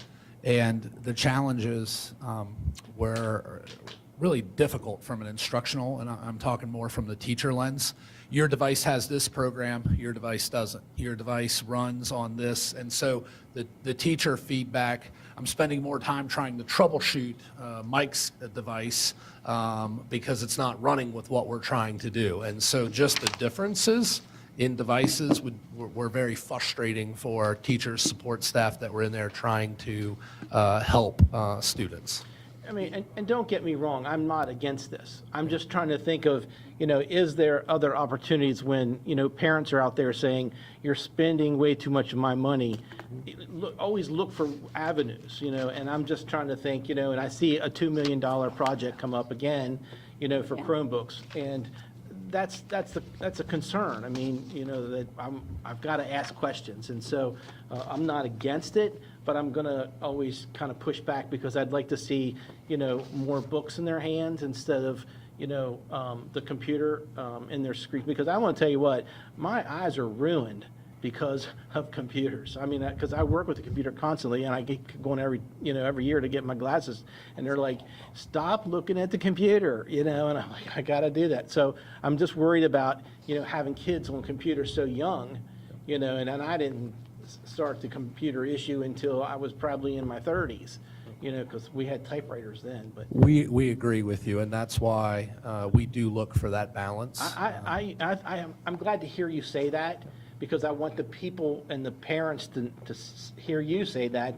we're not always encouraging everybody on the computers, and that we're also teaching from a book, because that's important also. So I don't know, where my other fellow board members, but I just want to say, I support it, but I'm just going to question it constantly, especially when it's $2 million. We appreciate the feedback. So, how many elementary school students do we have? Off the top of your head, just shot in the dark. I'm going to stay right around 11,000. 10,200. I was close. So these Chromebooks would replace about half of what's in the elementary school if they were, hypothetically speaking, if they were only going to the elementary schools. And we just got done saying that the kids don't go home with them. And we also said that the kids don't use them every day. So couldn't we use this exact number to just keep in the school and in the elementary schools and not have to worry about sending anything home and not have to worry about having elementary school one-to-ones? And I'll even further that and say, I know of students in the secondary level, middle and high school, who how long have we been in school now? 2 months, have not used those Chromebooks at home once because there's no homework. So why do we need to have one-to-one? If this $2.2 million was meant for, opportunity and access, couldn't we provide that in other ways where we're actually using it for every student rather than go and use $2.2 million and say that, look at us, we gave every single kid a Chromebook, but not every single kid's using a Chromebook? So I'll talk from an instructional lens. One-to-one for our district has been around since probably 2012-13. Before we were buying Chromebooks, we had iPads. Before we had iPads, we had laptop carts in classrooms, which actually aren't always more economical because a cart might hold 24 and you might have a classroom of 16, right? Before that, we had desktop computer labs. So technology has been around, from probably back when in some form or fashion when we were in school, right? And so when we talk one-to-one, what it is providing a device so that every student in the classroom can access the instruction at the same time. I'll give you an example that's maybe easier for people in the community to understand. Just to complete the formative assessments or state assessments that everybody takes at the same time, right, is an example of every student using the device. Now, to your point, Mr. Evans, we don't assess every day, right? And so it is very specific based on the instruction that we're providing. I think you can go in, and if you're watching an ELA, a math, a social studies, a science versus the encore periods, it's going to look different, but it's also going to look different depending on what the activity is that day. And so the one-to-one piece, the reason why you see so many school systems looking at it is there are advantages, in terms of curriculum, and there are disadvantages to Mr. Gesford's point of not being on the screen, 7 hours a day. The advantages are that I can provide the same assignments using the same curriculum resources to all students at one time in absence of just necessarily purchasing a textbook. A textbook that when I buy sometimes is outdated by the time 2 years from now when I want to update it versus having updated resources that are electronic, right? And so to your point, it is trying to find that balance, right? And so when we look at where the state went from a funding model, and I'm going to shift here to the funding piece. A lot of systems really upped their one-to-one during the pandemic to be able to consistently deliver instruction when we were closed. And so part of the funding model that's now been set aside within the blueprint is specifically technology that comes out of the foundation formula so that school systems have money to replace. What we were cognizant of when creating any plan, whether it be Chromebooks, textbooks, anything you're buying, is not to create a funding cliff. And so what Mr. Allen brought tonight is an item here that allows us to replace devices, not every year in the sense that we're going to go out and buy new devices, but to have life cycles that don't hit us all at once, meaning that we're not in a situation where we have to replace 15, 20,000 Chromebooks at once. And so, again, I think what you're trying to see here is the balance of meeting the instructional needs, but also trying to stay within a point that it never puts us in a fiscal cliff using the funding that's set aside within Blueprint. It just doesn't seem like we're trying to find the balance, though, because we're not using them at a one-to-one rate. So, from what I'm hearing, we're not trying to find the balance, but I appreciate what you're saying there. And when you look at the funding, how did we pay for these in the past? Was it grant funds or was it all general fund? The past few years, we It was had. E-rate, right? I'm sorry? It was E-rate, right? Well, E-rate is a funding source that pays for some things, but in the past, it was. I thought that was a grant, no? E-rate is a federal program that provides a reimbursement based on if you spend X amount of money, you get a percentage of that back. So it's partially a grant. Sure, yep. And now we're using it all from the general fund, too. Like, I just don't see how we can justify this when we know kids aren't taking them home to do homework. Maybe they're taking them home, but they're not using it for homework. And we know that teachers in elementary school aren't sending them home, period. And they're not using them on a daily basis. To me, this does seem like a waste, and we could go and use that $2.2 million to go back and provide more access to education for some of our kids who are struggling in the traditional school setting to maybe go and expand on some of our programs. So I'm going to be voting against this. I haven't heard anything that justifies why we need to spend $2.2 million to use Chromebooks that aren't being used on a daily basis. Really quickly, I think that in terms of the one-on-one Chromebook issue, it's a matter of equity. A lot of students don't have the means to provide personal laptops and devices themselves, so the fact that the school system can provide an educational resource for them is something that they don't take for granted and is something that is necessary to support our mission to support kids' learning and their success in schools. Just today, high schoolers in Washington County took the PSATs. Without their Chromebooks, without a one-on-one device, they would not have been able to do that. And if we didn't fund this, the school board wouldn't have any means to provide the PSAT application for them. And I also think that in terms of the way that high schoolers use them, some people don't have the devices to apply to college, which are which is an online application now. They don't have the technology to access updated resources like Dr. Willow was talking about. So I just think that you have to consider that not everybody's situation is the same and that people have different economic means. And I might just add that I want to be clear. I'm not saying they're not being used every day. I'm just saying that I can't sit here and say that they're being used all day. And so what I mean is that they could be used. It just depends on the activity and the curriculum and the grade level demands. There's no prescribed rule that says they're going to be used 4 hours a day. It's really that teacher making the decision based on knowing their students, knowing the curriculum. Am I going to use this as a hard copy or am I going to use the electronic version if accessible? And it does look very different by subject. And so that's all I want to say. You're right, they're varying usage, but it doesn't mean that they're not being used every day. It just goes back to the demands of the curriculum, the subject, the grade level. There's no exact formula to describe that to you. Right, and I get that too. I'm just saying that, you know, we could go back to the good old days when we did have computer cards and, you know, the teacher signed them out of the media center, you know, and as far as the equity of it goes, I mean, you know, they're not using them at home, so it's not taking away access because they're not being used at home. It's, you know, if the kids need to take the PSAT, not every single kid in the whole school is taking the PSAT, I'm sure. So, you know, we can be more frugal with our planning on that and use more of our general fund money to have a much greater impact on our kids. And that's why I can't support this, so. Well, isn't it kind of, at this point, moot? I mean, on March 8th, we had 2 consent agendas, and we approved 1,450 computers and an additional 6,650. And then on August 28th, we approved another 6,680 computers. I have all these. Every time I see this red square, I go, oh, well, there goes a couple $1 million.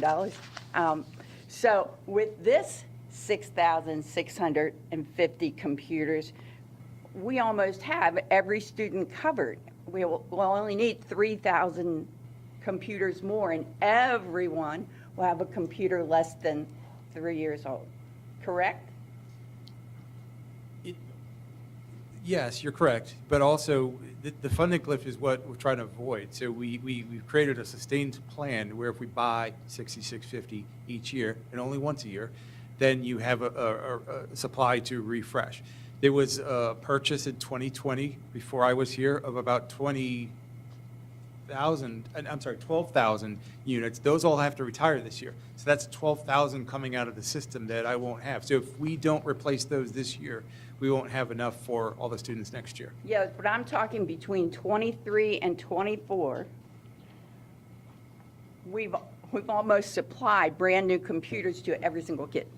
In those years, elementary was still on iPads, so we moved half of elementary to the Chromebook, and then the next year we moved the other half of elementary. So that required another 10 to 12,000 Chromebooks right there.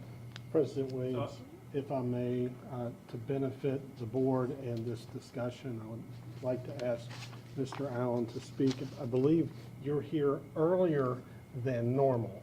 As Dr. Zitmeyer has referenced, you know, wasn't too long ago, there was another replacement, but the reason you're here is because of a significant savings if we do the purchase and take action early in the school year. Can you expand on the savings? I believe the figure that was shared with me is right around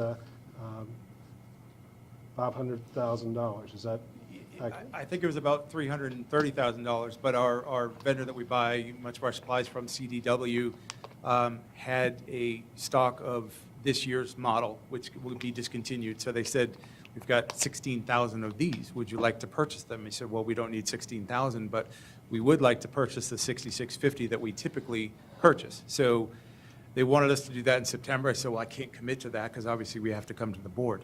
I said, would you hold it for us? So they are. They're holding it for us. So we would save about $330,000 if we make the purchase now. If we do not, they're going to sell those to somebody else, and then we're going to have to purchase at the higher price. So Are we saving money or are we just not spending as much? you're actually saving money, because if the 6,650 is approved at a future meeting, it's going to be at Let's a, not buy them at all and save $2.2 million. but then you're going to run into students who don't have Chromebooks. It's going to create a bigger problem, which, But that's the 35.55% savings that you're talking about for this year. What's white glove service? white glove service is when you buy thousands of these at one time. It's, we have about 18 people downstairs, so somebody has to turn them on, make sure they're on the latest operating system, that kind of thing. So that means that the vendor will do it, they'll prepare all that for us. There are giant warehouses in places where they do that, so that's what they do for us. But we've never done that before.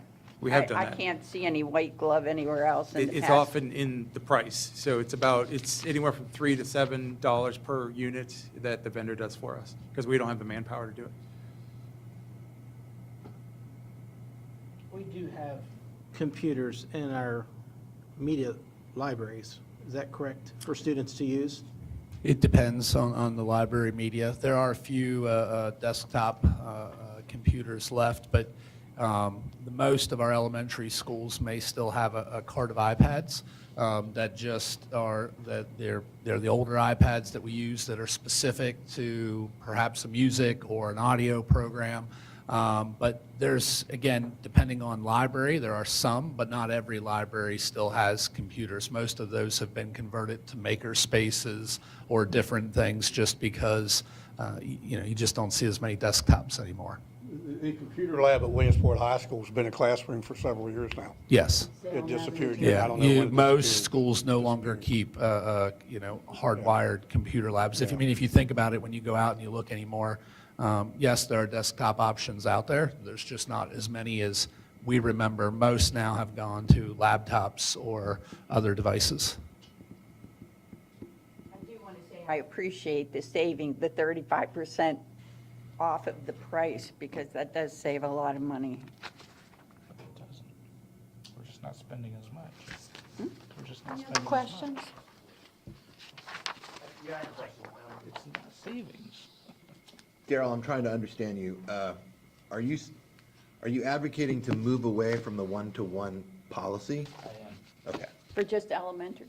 For I would leave that up to you guys. I think that based on what I'm hearing, the feedback from the parents and students in the community, they're not being used to justify one-to-one. So if it's 1-to-2 or whatever, that's fine. If a special ed student has it written in their IP, obviously they get one, So obviously we could go and look at that. It's not as easy as me just saying, no, we're just going to immediately move away. I think there's got to be more conversation to it than that, but I don't think it's responsible to just blanket say, we're going to go and spend $2.2 million every year on Chromebooks. I also have the ability to pull data to let you know every single machine. Was it turned on during the day? Was it turned on at night? How many are really using it at night? So, we can have actual data that shows how often they're being used. I'd appreciate if you told me, if you proved I was wrong, I'd love it. I'm not I'd saying love you to are right or justify wrong. it. I'm just saying that Yeah. the data's available. So- Like I said, I'd love to justify the spending, but based on what I'm hearing, I can't. So that's why I can't vote for it. Let me, April, it sounds like you're saying you want one-to-one. I don't want to put words in your mouth. You're not in favor. You're in favor of one-to-one. You just think there's enough computers out there that have been purchased. No, we need another 3,000 for everybody to have a And brand then new everybody has computer one that's bought. for within next 5 year. years. So when they come and say, oh, we want another $2 million, that's the end for a year. If you remember a couple years ago when I brought the technology plan, one of the things in there was there's going to be 6650 every year. Forever? Forever. That's how you sustain the entire student body to be one-to-one. If there's a decision that we're not going to be one-to-one, then we'll modify the plan, but that's how you sustain a one-to-one. But We haven't purchased Chromebooks since last September, so I think some other computers. The one on like- March 28th, there were two. One was for $1,450 and one was for $6,650 In September, yeah. in August. The 28th. quote is, yeah, right. It was a September board meeting we took it to. One-on-one is very important to me, but 6,650 computers a year is going to be over that. It is, it maintains a stock of between 25 and 30,000 units, but that's what we require. for the staff, the teaching staff to have one, for the students to have one, for us to have reserves. Do you think that we could get away with maybe not the elementaries being a one-on-one? I think the challenges, again, would go back to specific curriculum. And again, so in some areas, I'm not going to sit here and say, it can't be done, but where we're positioned right now with some of the online resources that we have, it would be very challenging right now. That's something that, we've been one-to-one as a reminder since, as I said, 2012-13. So it took a lot of planning and preparation to get there. It's not a switch that can just be flipped overnight because, as you know, some of the agreements we have are 2, 3, 4, 5-year commitments.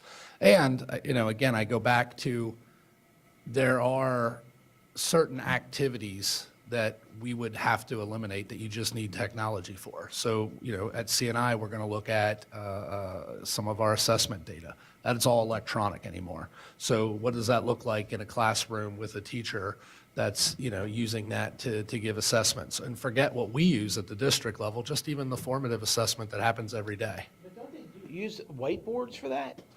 For student individual assessment, no, I like quizzes and. Just like when they're teaching in class, I mean, not every student has to have their, and maybe that's what I was seeing, because they were all using whiteboards. Absolutely. So, the teachers were doing that, so there was no computers out. They had workbooks and things that they were working out of, but not any kind of computer. And it just goes back to the activity, right? If I'm in that activity, I'm not using it. But if I'm giving a quiz or a test or an assessment that I'm using that system for, and I only have one device for every 3 students, then I have to decide, You're saying elementary kids were taking tests on those? Absolutely, yes. Every test? they're Not taking? every test, but yes, certain assessments in both math and ELA, yes.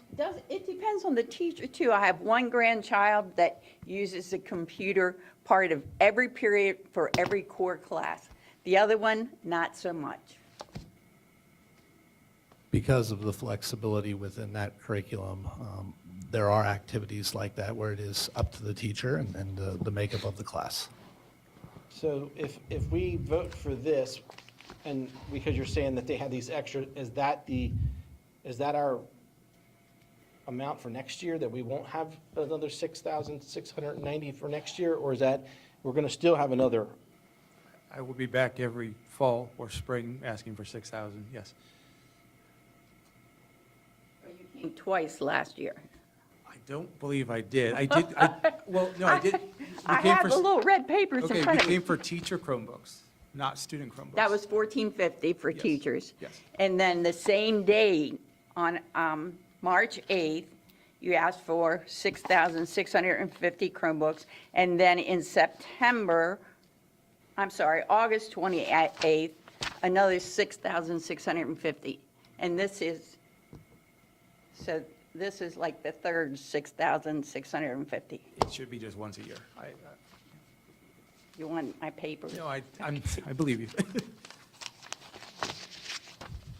Is there any other question, any further discussion before we move to the vote?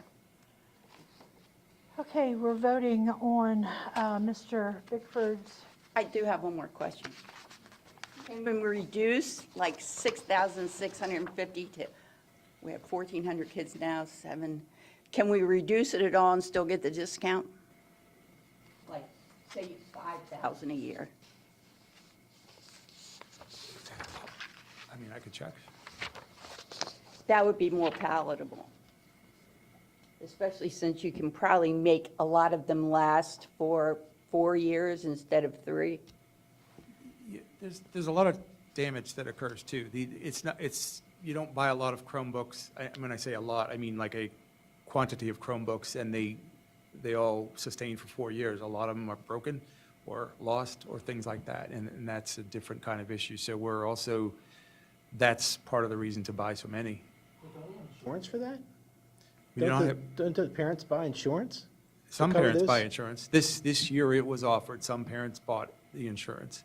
I think it's been offered because I know my grandkids have had to pay, because it was 2 of them, they had to pay for it. And it's been years that they have to do that for the insurance. In the past again, before my time here, there was some form of insurance which covers, damage. So if it's missing keys or something breaks on it, that can pay for that, yes. But the vast majority of them do not have any insurance on them. So if it's a warranty, if something happens and it's covered under warranty, absolutely, we get it paid for that way, but.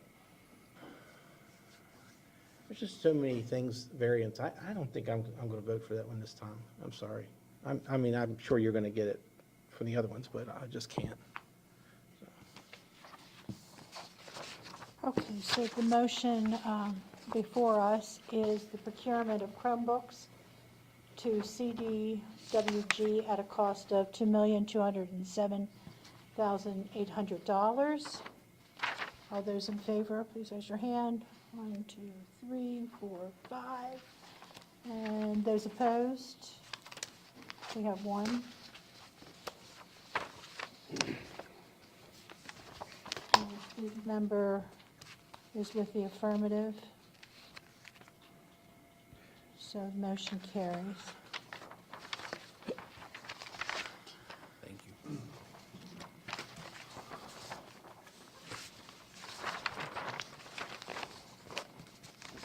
Sorry for keeping you so long tonight. Sorry about that. Thank you, Mr. Bakewell.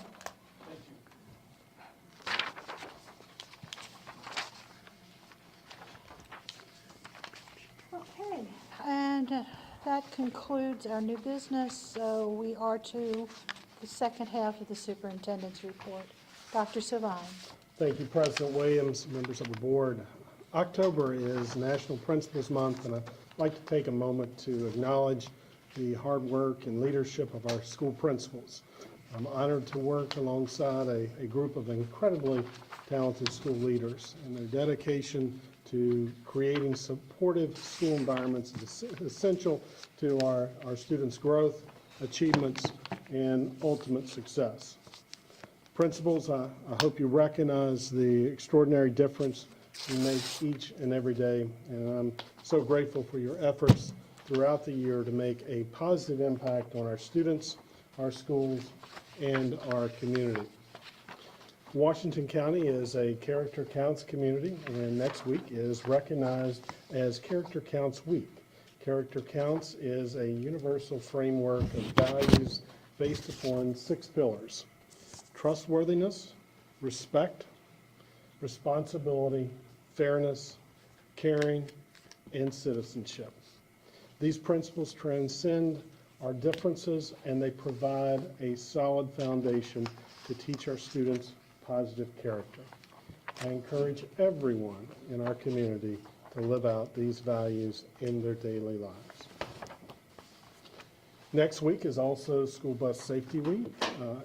Each day, about 20,000 of our students travel to and from school on a bus.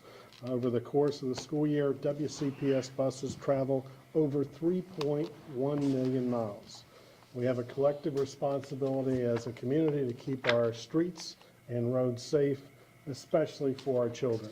Our transportation department is proud of our staff for the commitment and hard work of our drivers, attendants, cross guards, maintenance team, contractors, as well as our office staff. To all these incredible people, thank you for your dedication and commitment to safety. I also want to remind our learning community that our schools and offices will be closed this Friday, October the 18th, for Association Day. That means there will be no school for students and staff this Friday. Hope everyone enjoys an extended weekend. Finally, this evening, I would like to invite the community to the Chamber of Commerce's Foundation Legacy Fundraiser event on Saturday, November the 9th. This year, the Chamber is supporting the WCPS Apprenticeship Program. The event will be held at the Washington County Ag Center starting at 3 p.m. with games including trivia, cornhole, and some other options. There will also be a dinner prepared and served by some of our culinary arts students later in the evening. You can also win some student-crafted items and enjoy some snacks provided by our WCPS Lunchbox food truck. It will be an exciting event to celebrate our students again on Saturday, November the 9th. You can purchase tickets by contacting the Chamber of Commerce or registering on their website. As I prepare to close, I just want to take a moment to also extend my appreciation to all of our educators, our teachers, our support staff, and our administrators. The education profession and public schools, we're committed to serving all students. And we're fortunate in WCPS to have very passionate, talented, dedicated educators. Also want to take this moment to lift up our special educators. Our special educators serve our unique learners, our parapros, our teachers, and our principals. We have an amazing special education department, and we have just exceptional special educators serving our students in all of our schools. And WCPS has a strong reputation for providing exceptional special education services. There's a reason why we're seeing significant increases in families that have children with special education needs relocating to Washington County. Certainly the students that we serve have some really complex challenges, and I just want to take this moment to say thank you to our special educators for their work in serving our students and also partnering with our parents. We are an organization that's committed to continuous growth, but I also just want to extend my appreciation to those team members. President Williams, that concludes my comments. I remain open to any questions or comments of the board. Thank you, Dr. Savine. 3.1 million miles, was that 1 year? That is 1 year.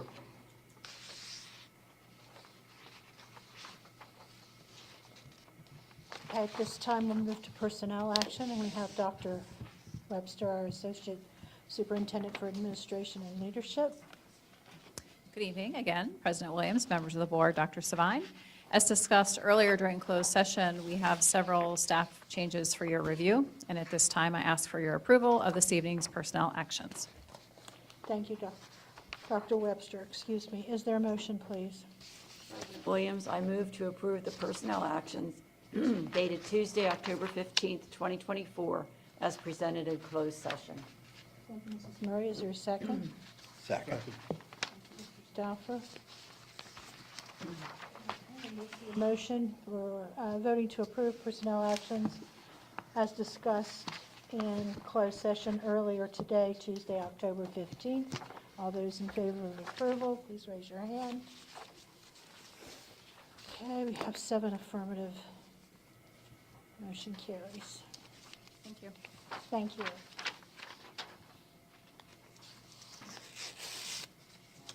That brings us to reports to the board, our committee reports.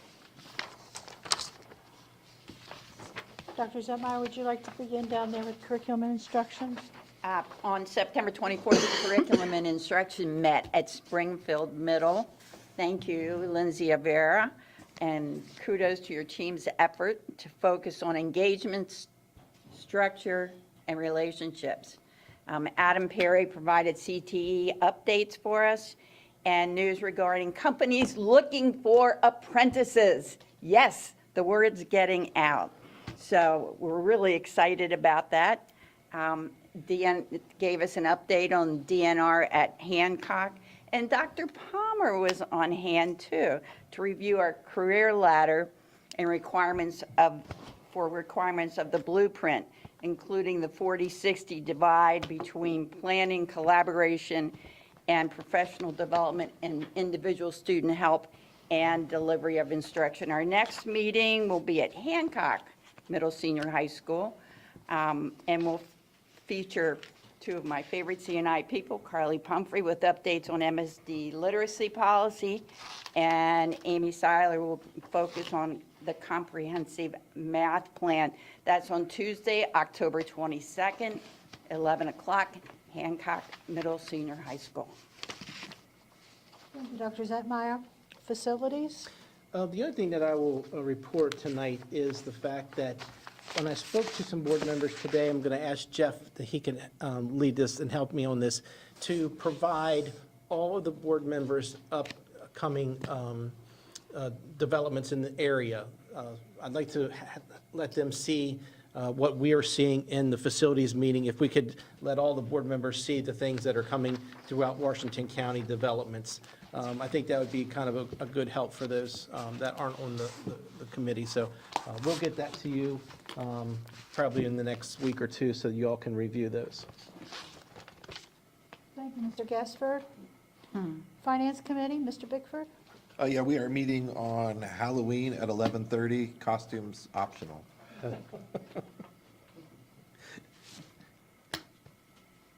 Thank you, Mr. Bickford. Human Resources, Mrs. Murray? Human Resources will not be meeting again until January. Policy Review and Development? We'll meet on Halloween, the 31st, at 9:30 to 11 o'clock. I'm coming dressed as you. Ms. Wang, Student Government? I had the opportunity to attend the MAPE conference last week for Tuesday and Wednesday, and I was able to speak on the student panel, which was really exciting.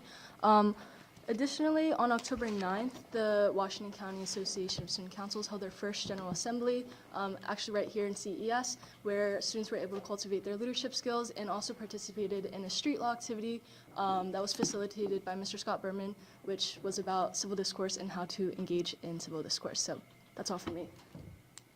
Thank you.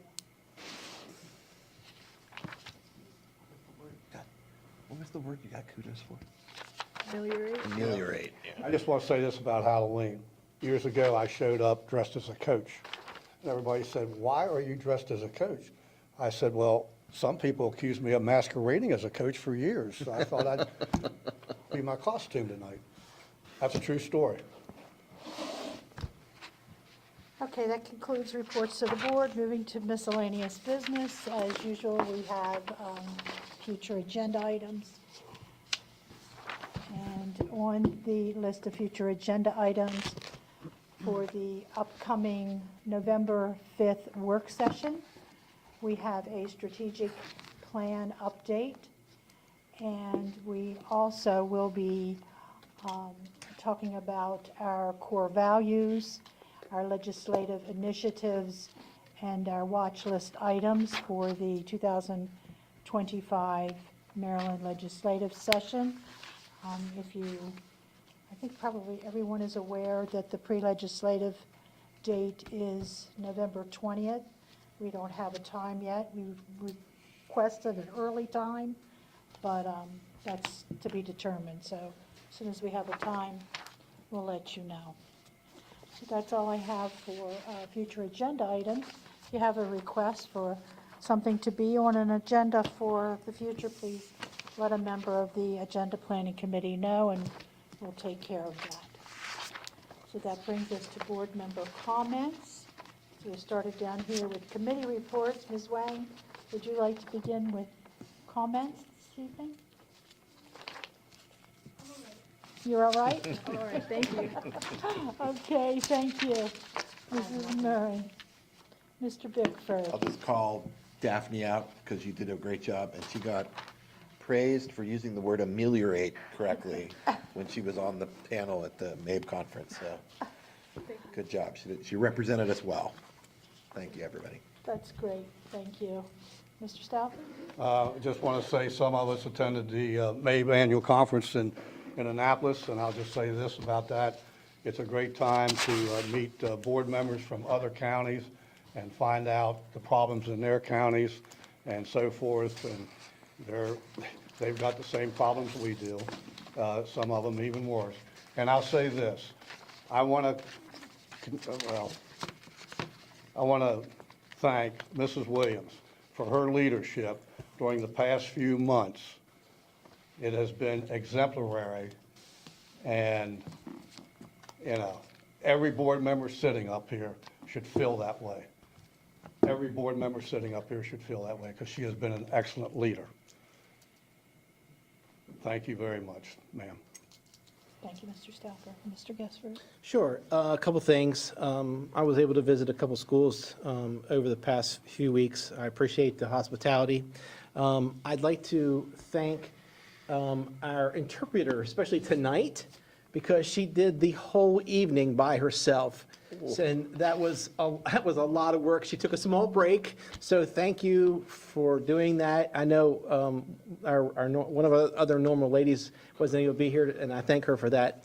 And then I'd like to wish all of our candidates on the board a good luck that will be running November 5th, because the next time we will be on Election Day. So I know the next couple of weeks will be a challenge. So good luck to all those, and the ones who are not on the board and are running, I wish you well too.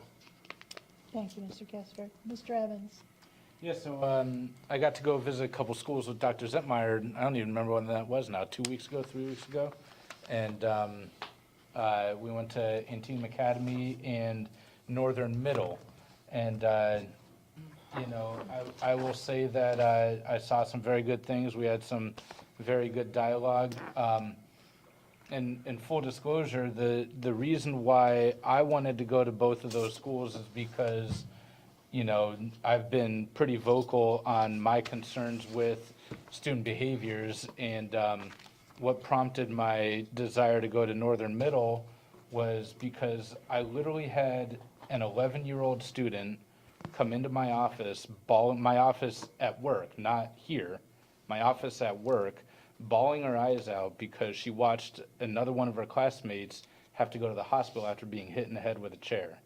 And I've found out about many other students at many different schools whose parents have pulled them because of violence in the school.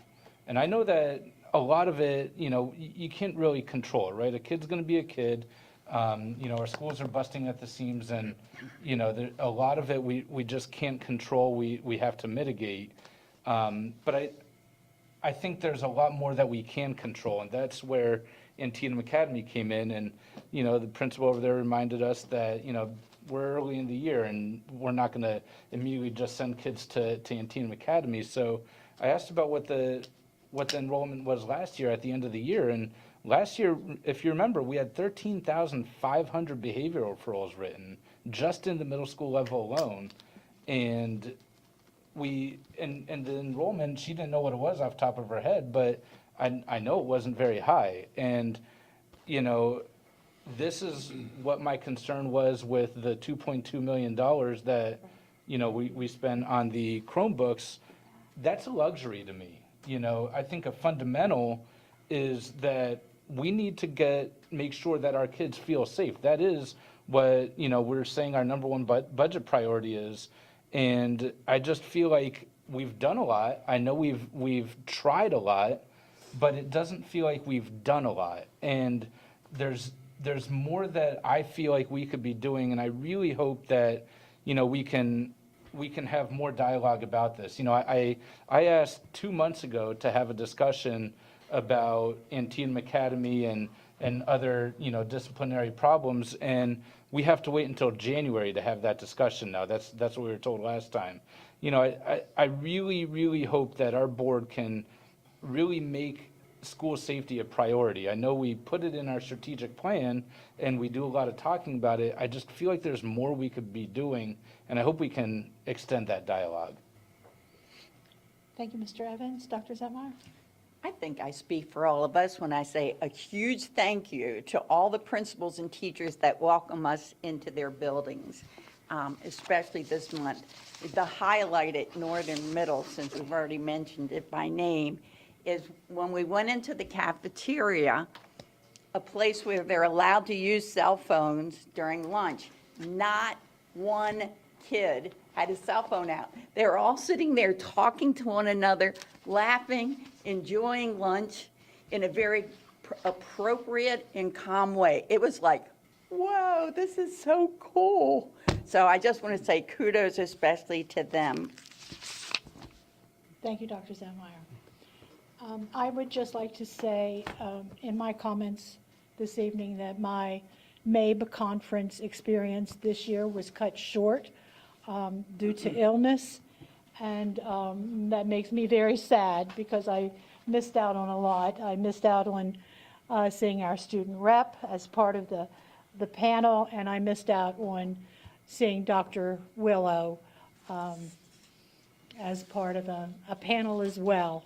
And next year, who knows how the election goes, but hopefully I'll be able to return and be well and make it through the entire conference. So it's a great opportunity and great professional development to be had. I'm also sad that I missed hearing the state superintendent, Dr. Wright. I understand her comments were exceptional. So it's good to know that the state is in good hands with Dr. Wright. So that's all I have for my comments. Dr. Savine, do you have anything? President Williams, I just want to echo your comments. Thank the board members that were able to attend. Also, Ms. Wang, phenomenal job on the student panel. Thank you for representing WCPS. And Dr. Willow, second year in a row, strong representation. So thank you. Thank you. So colleagues, if there's nothing further, it looks like, is it 9:30? Is that what time it is? That's what that It is. started sweating bullets about a half hour ago. So we are adjourned. Need to Have a good update that evening. timer.